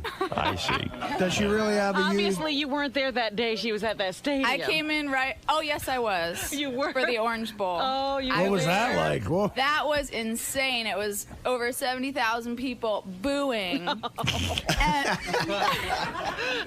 and we had no sound in our ears, just the bounce back from the music in this huge Where'd you stadium. grow up? I grew up in L.A. You must have been real popular with the boys, huh? Oh, I'm very popular with the boys. I bet gotta you. say. Oh, poor Joe. Yeah. Wow. Stay away from that Ashton Kutcher. You're not acting out sexually, I hope. I'm a good girl. You are a good girl. You're not giving yourself to a lot of different rock I'm musicians. totally in love and a very With good what, a rock guy? with a pop star. He's I the see. singer of the Click Five. His name's Eric, and he's out in the other room. Are there any videotapes of the two of you making love that are going to end up on the internet? Because I have to- None have leaked yet, but There's a few of your father, I think. Well, congratulations to you. Thank and a you nice to meet so That's much. Lucy, who is Joe's Pleasure daughter. to meet you. too. You know, Joe, when you stay out of the parenting, you raise lovely children. Yeah, your children turn out well. Ain't it great? you got a good one there. Nah, that was a great surprise when I got sober. Holy smokes. Yeah. Well, anyway, I'm excited about this reunion. And by the way, Joe, you were not an original original member of the James Gang. No, I replaced a guy named Glenn Schwartz. And when you replaced Glenn, the band became successful. Is that true, guys? Very true. Very true, yes. All right, well, good for you. Then Joe decided to leave. Then Joe had to leave to discover himself. He wasn't comfortable being part of a trio. Yes, I had to head out into the great unknown. Rather than leave the guys, couldn't you just add more people and then not be part of a trio? I probably could have. Right, and it was the Eagles' greatest break getting you, wasn't it? Because it really it hipped up their sound somewhat. Well, it made for some interesting chemistry. All right, here is the James Gang. First of all, your background singers there are intriguing. They're great. My guess is Joe is openly doing the blonde, secretly doing the brunette in the middle. He's got them all, but they don't know. And was rejected by the third girl. There's got to be some. Are any of you in love with Joe? Is that what's going on back there? Because I don't know. I'm not squealing. Are you being faithful, Joe? Yes. You are? Yes. All right, that's good. You should come on the bus. It's fun. Tell me about your guitar We have a style. Tupperware party. I bet. What is faithful to you, though? Is oral sex faithful? Girls, you're allowed to give Joe oral sex? No, it's not. You're not. Okay. See, now, would I make a good president or what? You did run for president. I did. I'm running again. I'm thinking of running, too. I You think should. I'm going to. I'll be vice president. Well, wait a minute. If Mrs. Earl DePro Monroe is going to be my vice president. Oh, If you and Joe both run, you'll split the vote, the crazy vote. No. I'm being very serious I'll about do the this. United I'll get Nations. us out of the war in Iraq in a day. How long will it take you? 2 days. 2 days. So I'm a better president. Yeah, you would be. I would be. I secede. Why are you thinking of running? He Seriously, secedes. I'm thinking of running. I would just get in and get us out of Iraq in a day. It'd be over.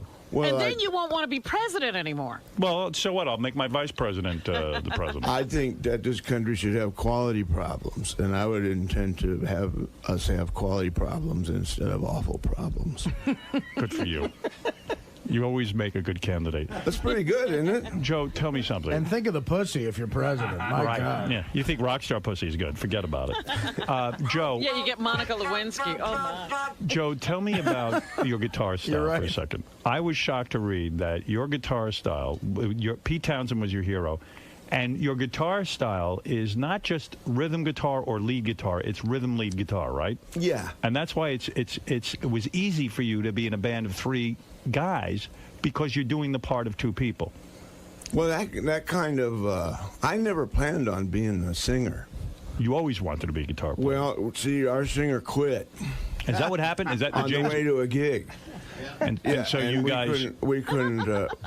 We had to play because we didn't have gas money to get back home. Oh, my. And so I was the singer. So you became the guy. And being the singer, I had to modify my guitar playing.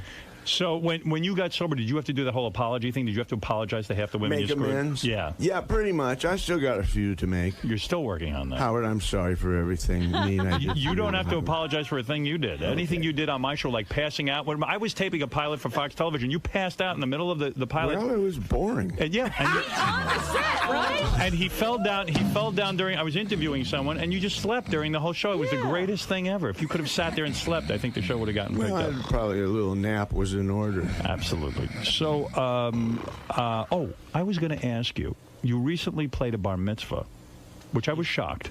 You Right. and Henley. Oh, yeah, that. It was a tremendous amount of money, though, right? Did you get something like $1 million? We got a lot of money. Was it $1 million? Maybe between us. So $1 million bucks for the 2 of you guys to show up. And how many songs did you play? Oh, we played about 6. 6 songs. Yeah. Holy shit. That's about I don't know, $300 a note.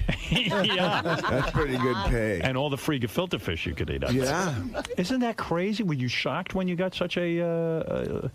An invitation. I mean, and you Yeah, accepted it. it's weird now. Billy Joel said he got invited to the same function, and he said, I don't do bat mitzvahs.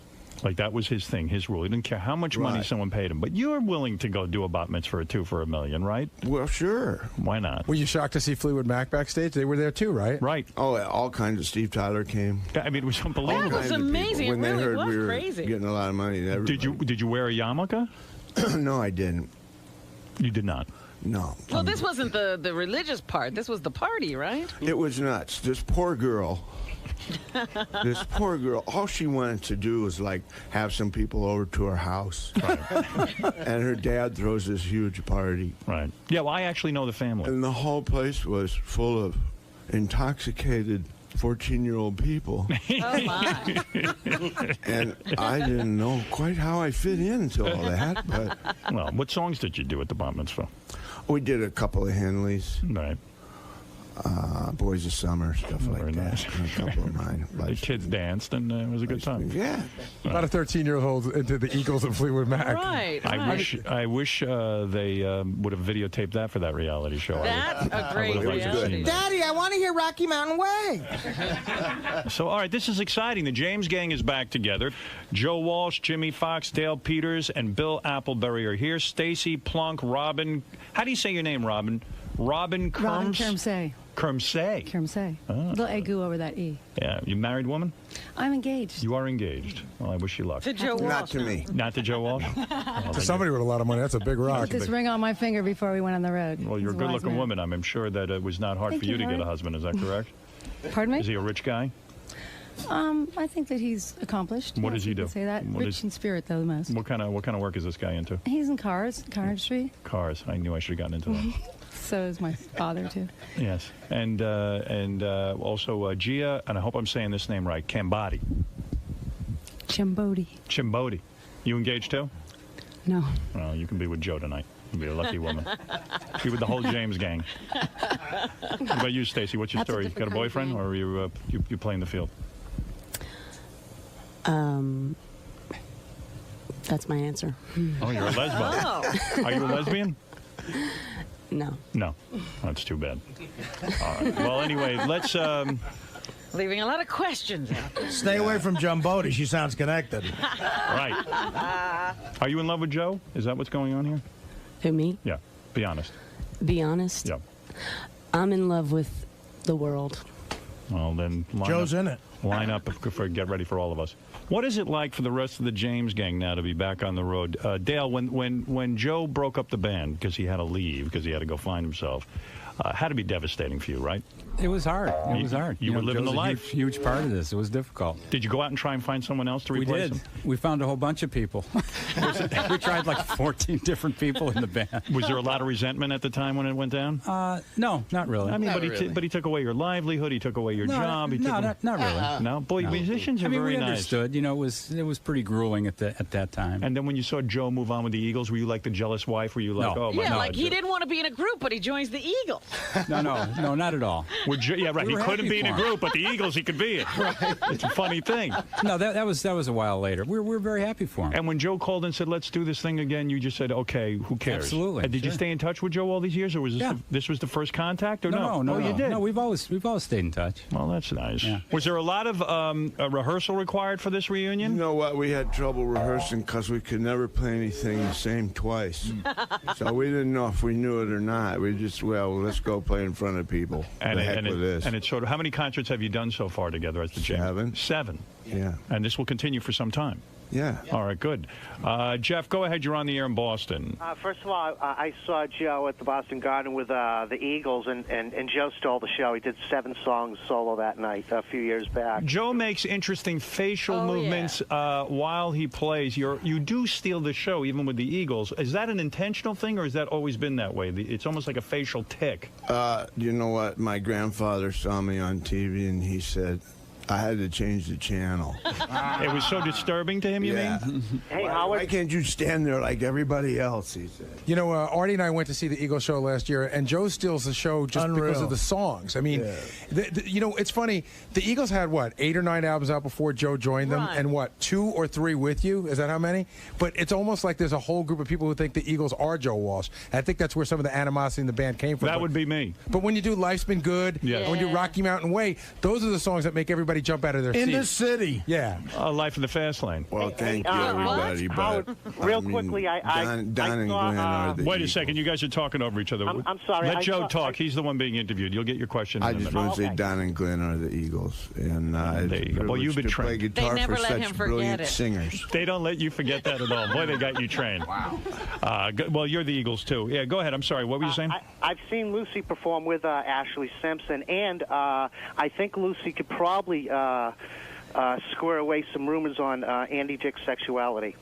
Oh, really? What does that What's mean? that about? What are you saying? I guess that would be a question for Lucy to answer. Lucy went out with Andy Dick? Oh, please don't. Joe, do you know anything Do you know about anything that? about this, I Joe? don't know anything about that. I don't. Stunned.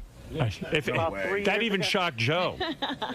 What is that? 3 years ago? What? 3-4 years ago, from what I understand, in L.A., Yeah. she was seeing Andy. Really? You're kidding me. That makes me sick. That Andy got. If Andy got Lucy, I'm I very, can't very wait to upset. see Smokey snap Andy Dick's neck. Yeah. I see Smokey's still with you, Joe, right? Joe, is he your manager now? He's right there. Yeah, I know. He's your manager now, huh? Well, he's a road manager, yeah. I mean, he keeps me out of jail and stuff. Smokey was the guy I remember for years when you were drinking. He was in charge of keeping alcohol away from you, and I always thought Smokey did a pretty bad job of keeping alcohol away from you. Didn't he? Smokey had a tough job. Smokey had a tough job. Yeah. And Smokey, your whole job was keeping Joe sober, and you have been a success at it now for a couple of years, haven't you? Nobody thought he would win this battle. Joe, Smokey, I never thought you'd win the battle with Joe, to be honest Well, with you. something, the difficult I'll do right away. The impossible takes a little longer. Right. And Belushi you were with, too. That was your job. Him you didn't have so much success He didn't give him with. enough time. No, we were good friends, but he was just a bad boy. He was a bad boy. Yeah, but when he was together, he was fine. When we parted company, he was 210 pounds, clean, straight, together. Yeah, he had lost like 20 pounds and was talking about the future and stuff. Yeah. And Are you shocked to see Joe in this kind of condition now? Did you ever imagine this would happen? Yes. You did? No, you have to pinch yourself every day. Come on. Going, I'm drinking. Would you mind taking Artie for 3 months? Artie's got many problems. I'm a lost cause. No, Artie, I could work with Artie. Yeah? You And could. I think the thing that scares Artie, he would say, he could make me a better person. Yeah. How do you And I don't think Artie's ready. Smokey, real quick, how do you get a guy like Joe Walsh or John Belushi? How do you get them to, stop drinking, to lose weight, to It'll be behave? in my book, Howard. You're writing a book? I'll do it. No, it's all up here. It is a miracle, it is. Lucy, real quick, Joe Walsh's daughter, are you, in fact... Do you know Andy Dick? Do you know Andy Dick? I do know Andy Dick. Yes.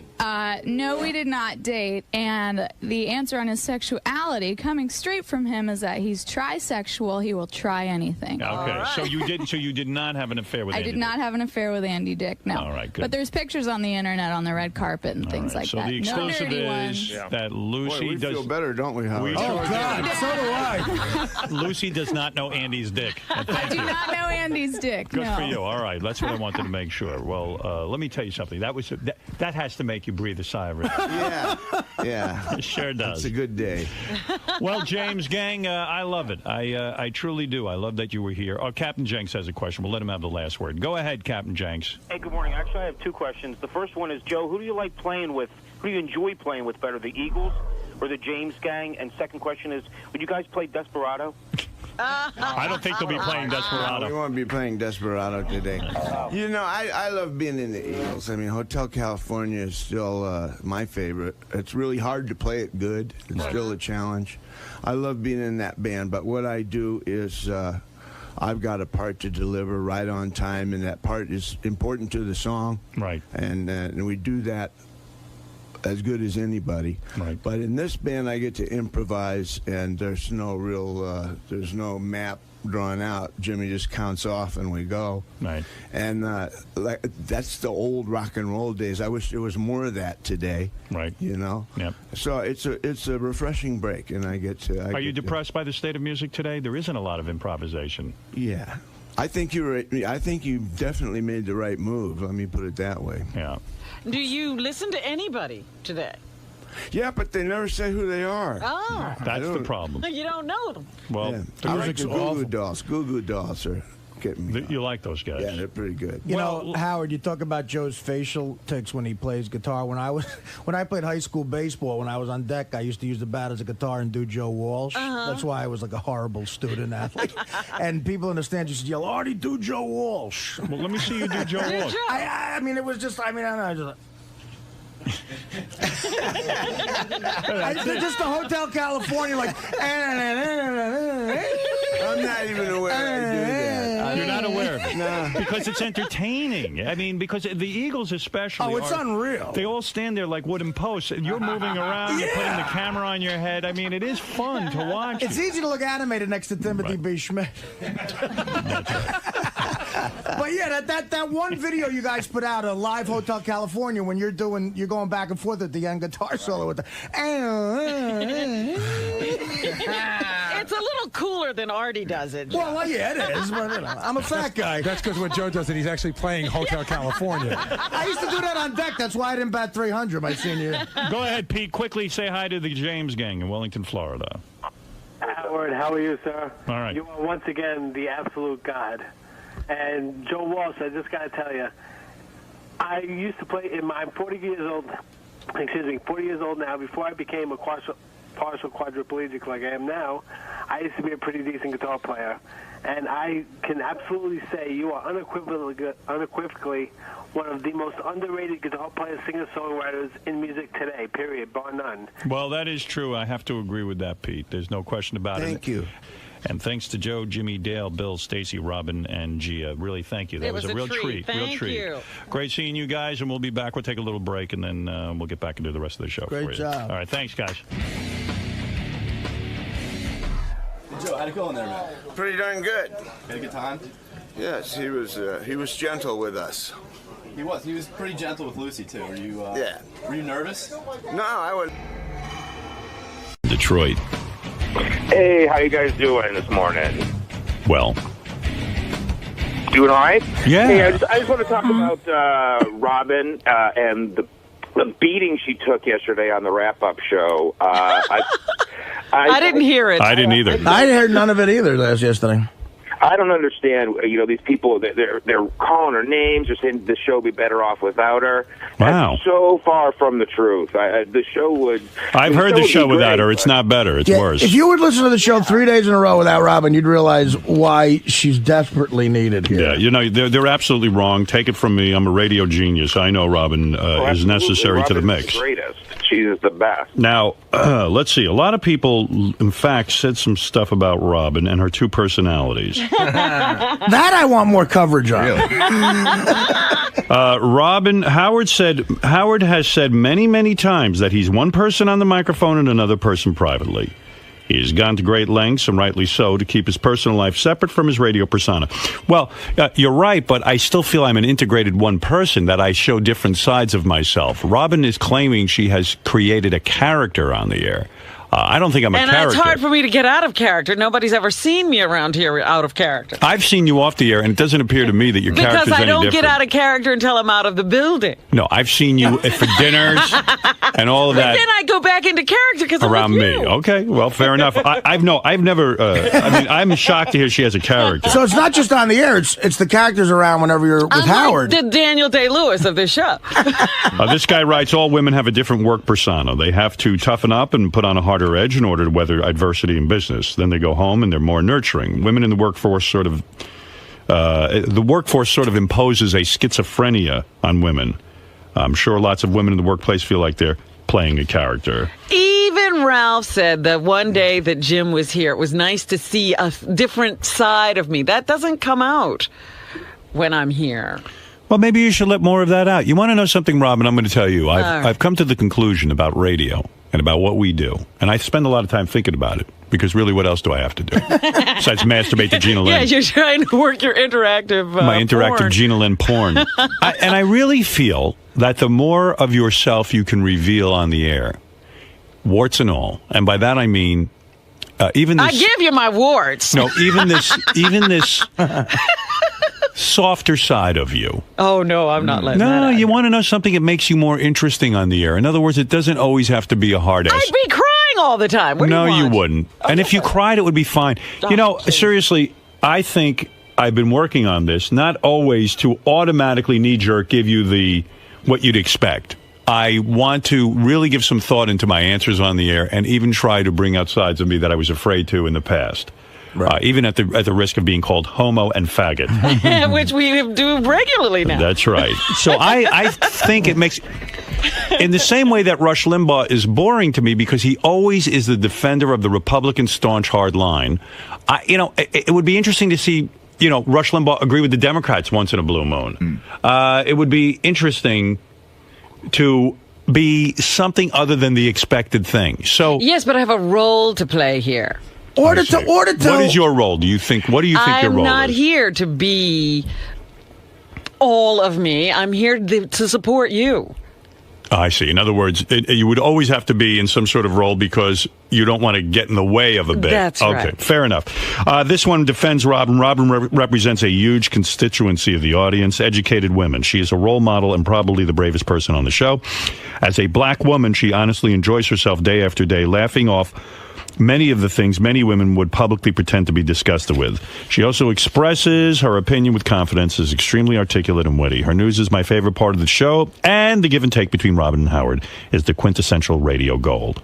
No one should ever criticize her for living her private life exactly the way she wants to. She has taken abuse both personally and in the media, and it has made lesser folks crumble. Often she's been the brunt of focused criticism as a woman. She's frequently asked, how do you put up with that kind of misogynistic humor? The answer is she's a real person, like all the millions of women who have listened and laughed and enjoyed the Howard Stern Show for years.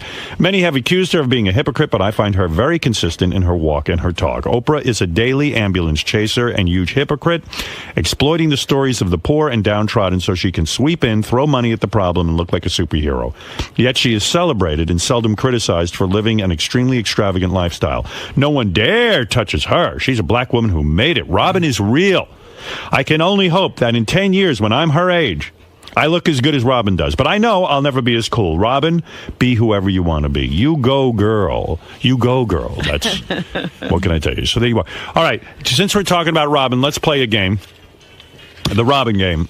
And I'm going to ask the people in the in the studio now to help us with this. On a scale of 1 to 10, 10 being the craziest, 1 being the least crazy, what do you find to be the craziest thing about Robin? Okay, you ready? I'm going to make some statements. Yesterday, Robin revealed on the air that she has an on-air character.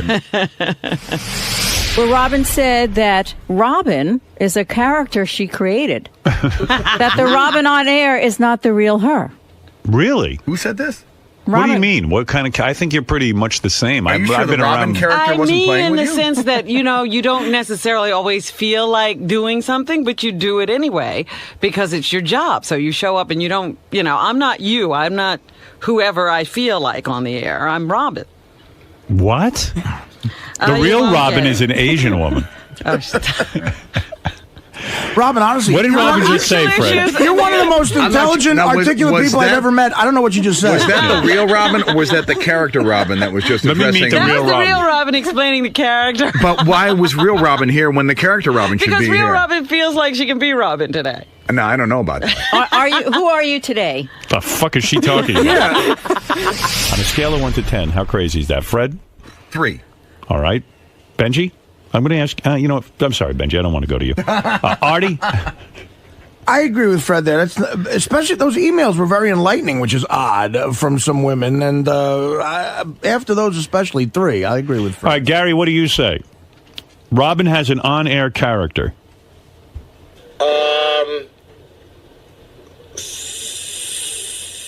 6. Yes, the answer's 7. That's crazy. I mean, Robin is a woman who has, many sides to her personality. She has not created any on-air character. Let me put it to you another way. All right. Because you seem to be having trouble with this. Do you realize, and I've told you this before, you don't believe it because you never saw it, but I was almost at the point of having to leave the show. I was so ill. Oh, please. And every day I came Physically in here. ill. Yes, and I was this person, not that person. I told you, 7, possibly an 8. All right. All right, here we go. I think maybe character's the wrong word, but I get what she's saying. Yeah. I take on a forget it. All right, let's go number 2.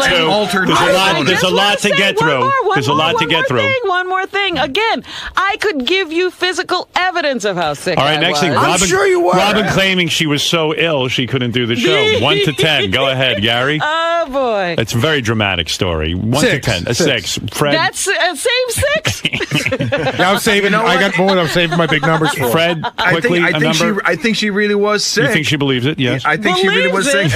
No, I you. think she really was sick. I'll say 1. Okay, I'm going the other Artie? direction. Look, I am almost at that point. 1. I mean, I don't think you don't believe someone could be so sick. You're really at the real point. She's fine.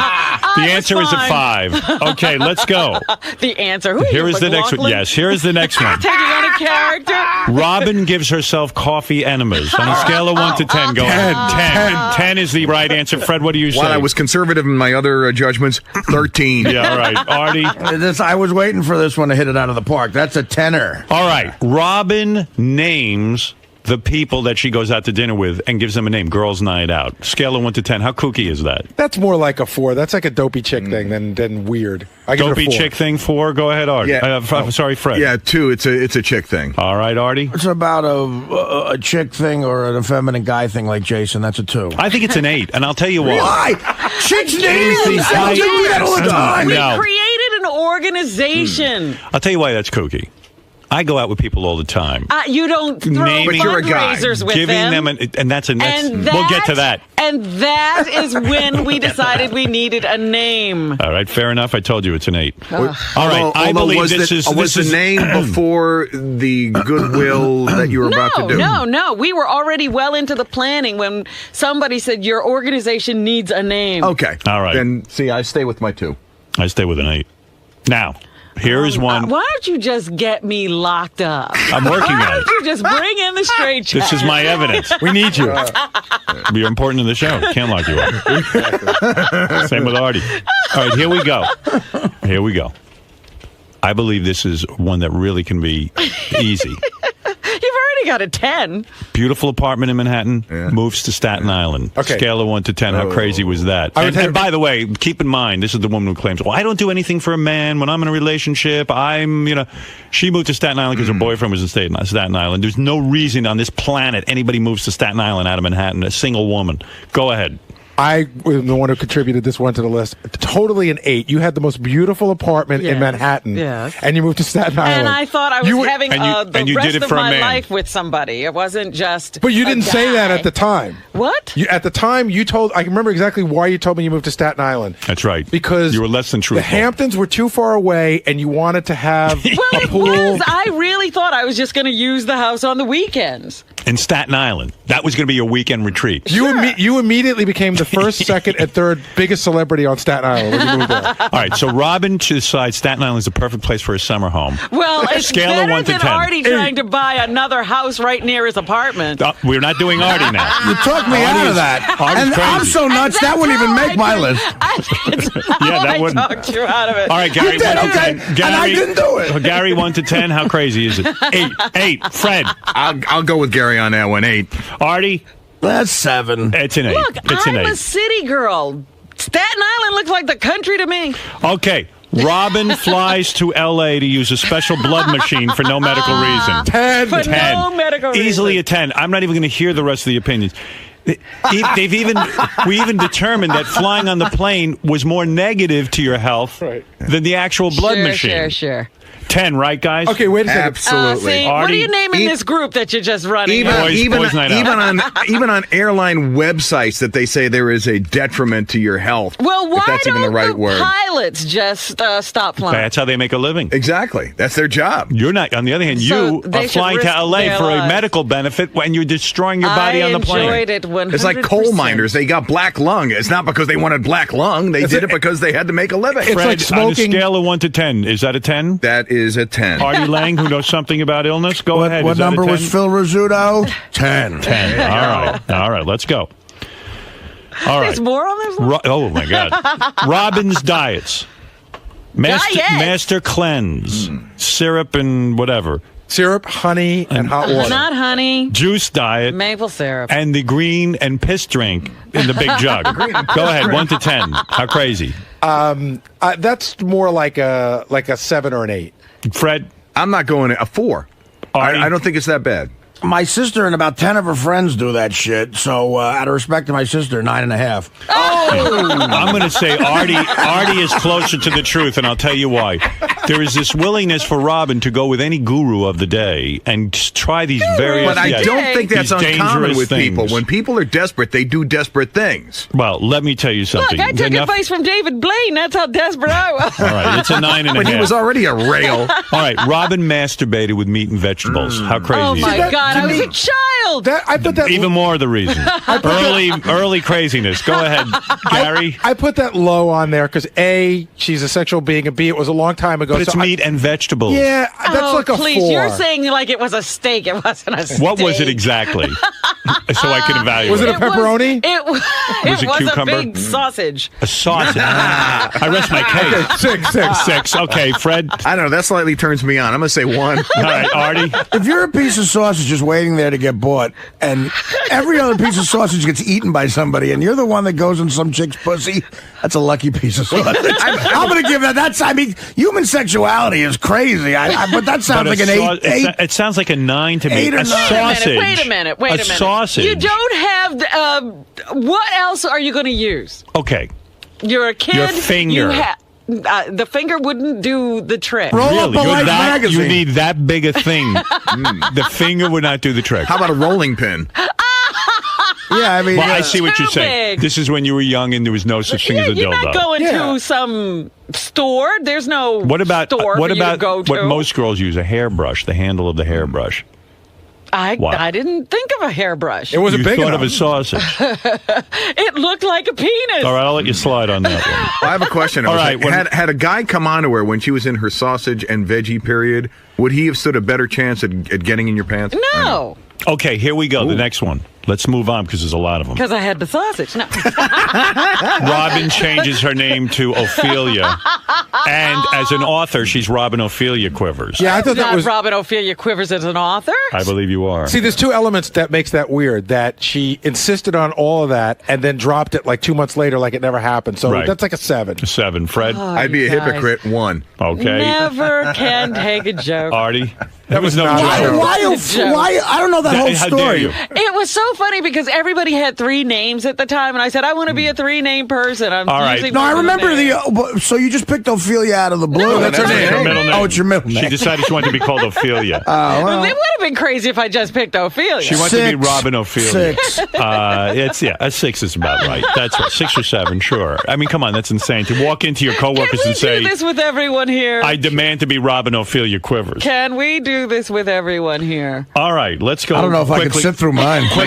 Quickly. I don't need all the dissertation, just a number, okay? Here we go. Robin joins starts hanging out with witches and goes into the woods for a witch meeting. I She did denies not that. ever go into the woods. I told you one of my friends was doing it. I never did. You never joined them in any witches? Never went All right, to the woods. I'll give you a pass on that one. Okay, here we go. Next one.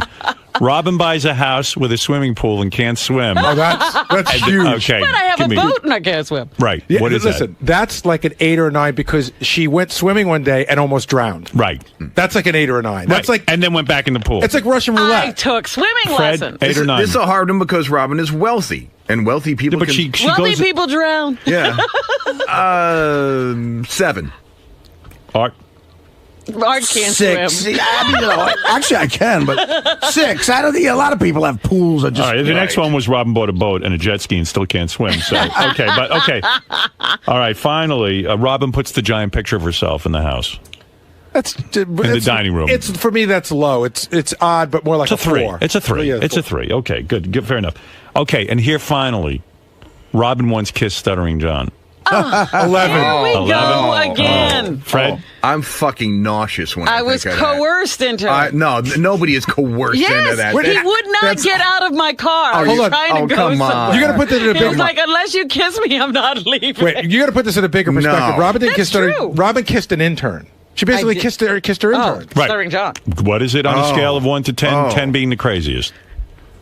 8 or 9. An 8 or a That's 9. when he was an intern? Yes. That Well, when grosses wasn't he an intern? that it so grosses me out. 10 Look, it with tongue? it was grossing me out. because I would see him and he not- was sweaty and greasy. Was it and- with a tongue? No, I just went, "Bleh," and then he tried to stick his tongue in my mouth, and I threw him out of the car. You know why it's a 1 for me? I'll tell you why. Because there were times I would have kissed him to get him the fuck out of my car. You know what it was like. The answer is it's a 7. Artie? All right, Robin, there you are. There you are. What did we learn? We learned that you might be crazy. You had 2 unanimous I tens. would have already. You didn't have to go through all this. I am crazy. Oh, well, then why don't you just say that? We could have avoided the last 20 minutes. Now, Robin, all of the changes you've made over the years were sort of brought up in a game just now. Yes. How does that make you feel? Is that annoying to have it? You've been analyzed pretty heavily lately. But that's my life. I explain to people that I must be fascinating for some reason or other, because people are always paying attention and analyzing what I do. Do you regret making the comment that you play different characters on the show? That No, you have? I don't regret anything. Do you agree with the crew's assessment of your different changes? And Unless it's like in a movie, they always say that if you're playing a character well, you have some sympathy for that character, even if the character is Hannibal Lecter. You don't see yourself as the villain. So I still don't see myself as crazy because I know why I did all the things that they're talking about. so it's almost like a compliment to you that you've played this character so well that they're intrigued by it. They don't know me at all. They don't know you like I know you, Robin. Right. Like I'd like you to know me. All right, Robin. You're a 10 in my book, no matter what character you're playing. On the crazy book and every other book. Every book. You're watching Howard TV's HD Clip of the Week. I'm concerned for you as the person, not Yucko. I'm concerned for the person. What about what Artie says? He feels bad for you that, like, when you go to these, things like Greg Fitzsimmons asks you to do something, then he says, no, I mean, you got to get into makeup. Well, you know what we ended up doing? It was me, Teddy, and Levy having to end like we were pretending like we had to fucking blow Ron Jeremy, a Not pizza pretending. Anybody who watches that video, it's going to look like you're blowing Ron Jeremy. Thank God Artie threw CDs at Sal and not his breakfast plate. He would have fucking killed him. You see what's going on over there? Right. It's grilled chicken. Fucking mound of food. It's grilled chicken. You think Artie's getting too heavy? He's been too heavy. You writing that book? Was it a fucking cookbook? Cooking for 5 over there, you fat bastard. You're mad at him because he made fun of your makeup and your career. No, I was saying that I felt sorry for him, but I guess, fine. If you don't want a friend to feel sorry for you. Your life's not so bad. Is that what you're saying, Yucko? No, I'm fucking doing great. Look Is at your me. girlfriend managing your career? No, she's not. Well, how come she was Where'd you get booking- that shit? She was booking gigs with me. Oh, bullshit, Artie. You're She was sitting there not. comatose, and she's like, okay, we got a theater in Atlanta, and... She didn't have any fucking contracts or anything like that. She was booking comedy shows long before she even met my fucking ass, all right? Just let it go, you fat fuck over there. Why does that bother you? Because I'm sick of hearing that shit out of him. Come on. She was booking Ask Levy right come in front on. of me. And she asked if you ever been to Atlanta. He's like, yeah, I went there with Norm back in 97. She's right. I answered her truthfully. But and you she said, she well... had contracts and shit like that? That's bullshit. I didn't say she had contracts. Yes, you did the last time I called in. She said, what was... we got to get something together, so I got Why a does place. it bother you that Artie thinks your girlfriend is your manager? Because it's bullshit. Is Come she on. your manager or not? Hell no. Does she help you book helping? gigs? No. Why does that bother you, though? Is it bad for a girlfriend to help you book gigs? I got a fucking manager. All right. She books comedy shows out west and shit a long time ago. Does she Before critique even your met me. work? No. Hell no. She doesn't tell you did a good set, bad set, you need to do this or that? Yeah, but everybody does that, No, they don't. Come on. No, she just asked you, did you want to do a show in Atlanta? It was way more than that. And No, it wasn't, And you sat there Artie. like a good boy, tamed. No, while it we wasn't. discussed prices and everything. No, yeah, you come down there, you say fire fucking 5 times, you do your crazy house impersonation. That's 80,000. You get 80,000, yeah. Calm the fuck down. Wow. Yucko. That's a nerve with him. Are you sick and tired of these other comedians making fun of your career because you got to wear clown makeup? Yeah, big fucking deal, I'm doing fine at it. I know. Gotta get dressed too, right? Yeah, exactly. I mean, he had to put on pants and a Artie's shirt. got to put on his fucking cargo pants and stroll out there. Fire! Yeah! I have one pair of pants that fits me now. You guys want to hear my cheers bit from 1983? It's getting me paid. You're making more than me, you lard ass. Thank God. Fat man, cupcake, That's original. lard ass. Listen. Fat man. Look at Looking at your career, I think your manager's fucking you as well. No. Oh, yeah, he sits on his ass out in Santa Monica. I never hear from the fucker. That's what I mean. So it looks like your girlfriend is taking the bull by the horn. No way. You just watched Howard TV's HD Clip of the Week.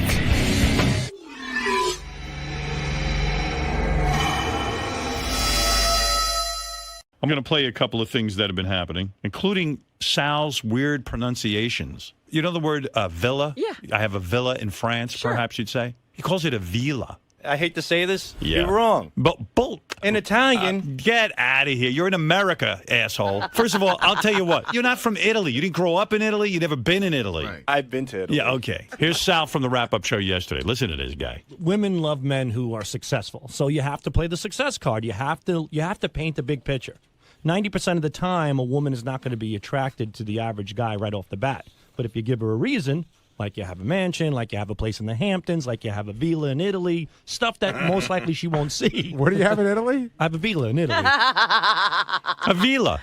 You've heard of a villa. That's the best. I have a villa. When Gary said, "What do you have in Italy?" I thought he was saying, like, you're really exaggerating. I've never seen a guy, because you seem like a bright guy to me. Honestly, you do. I am. I think I'm a bright guy, but in Yeah. Italy, they say villa. They say bene sta villa. Forget Sal being an idiot with the word villa. Okay. Listen to this. This is from the wrap-up show. Don't get caught up in what the content is. Just Okay, listen to just this listen word. to the Listen to pronunciation. it. Do you know do you remember what that whole Jim Jones thing was about? Yeah.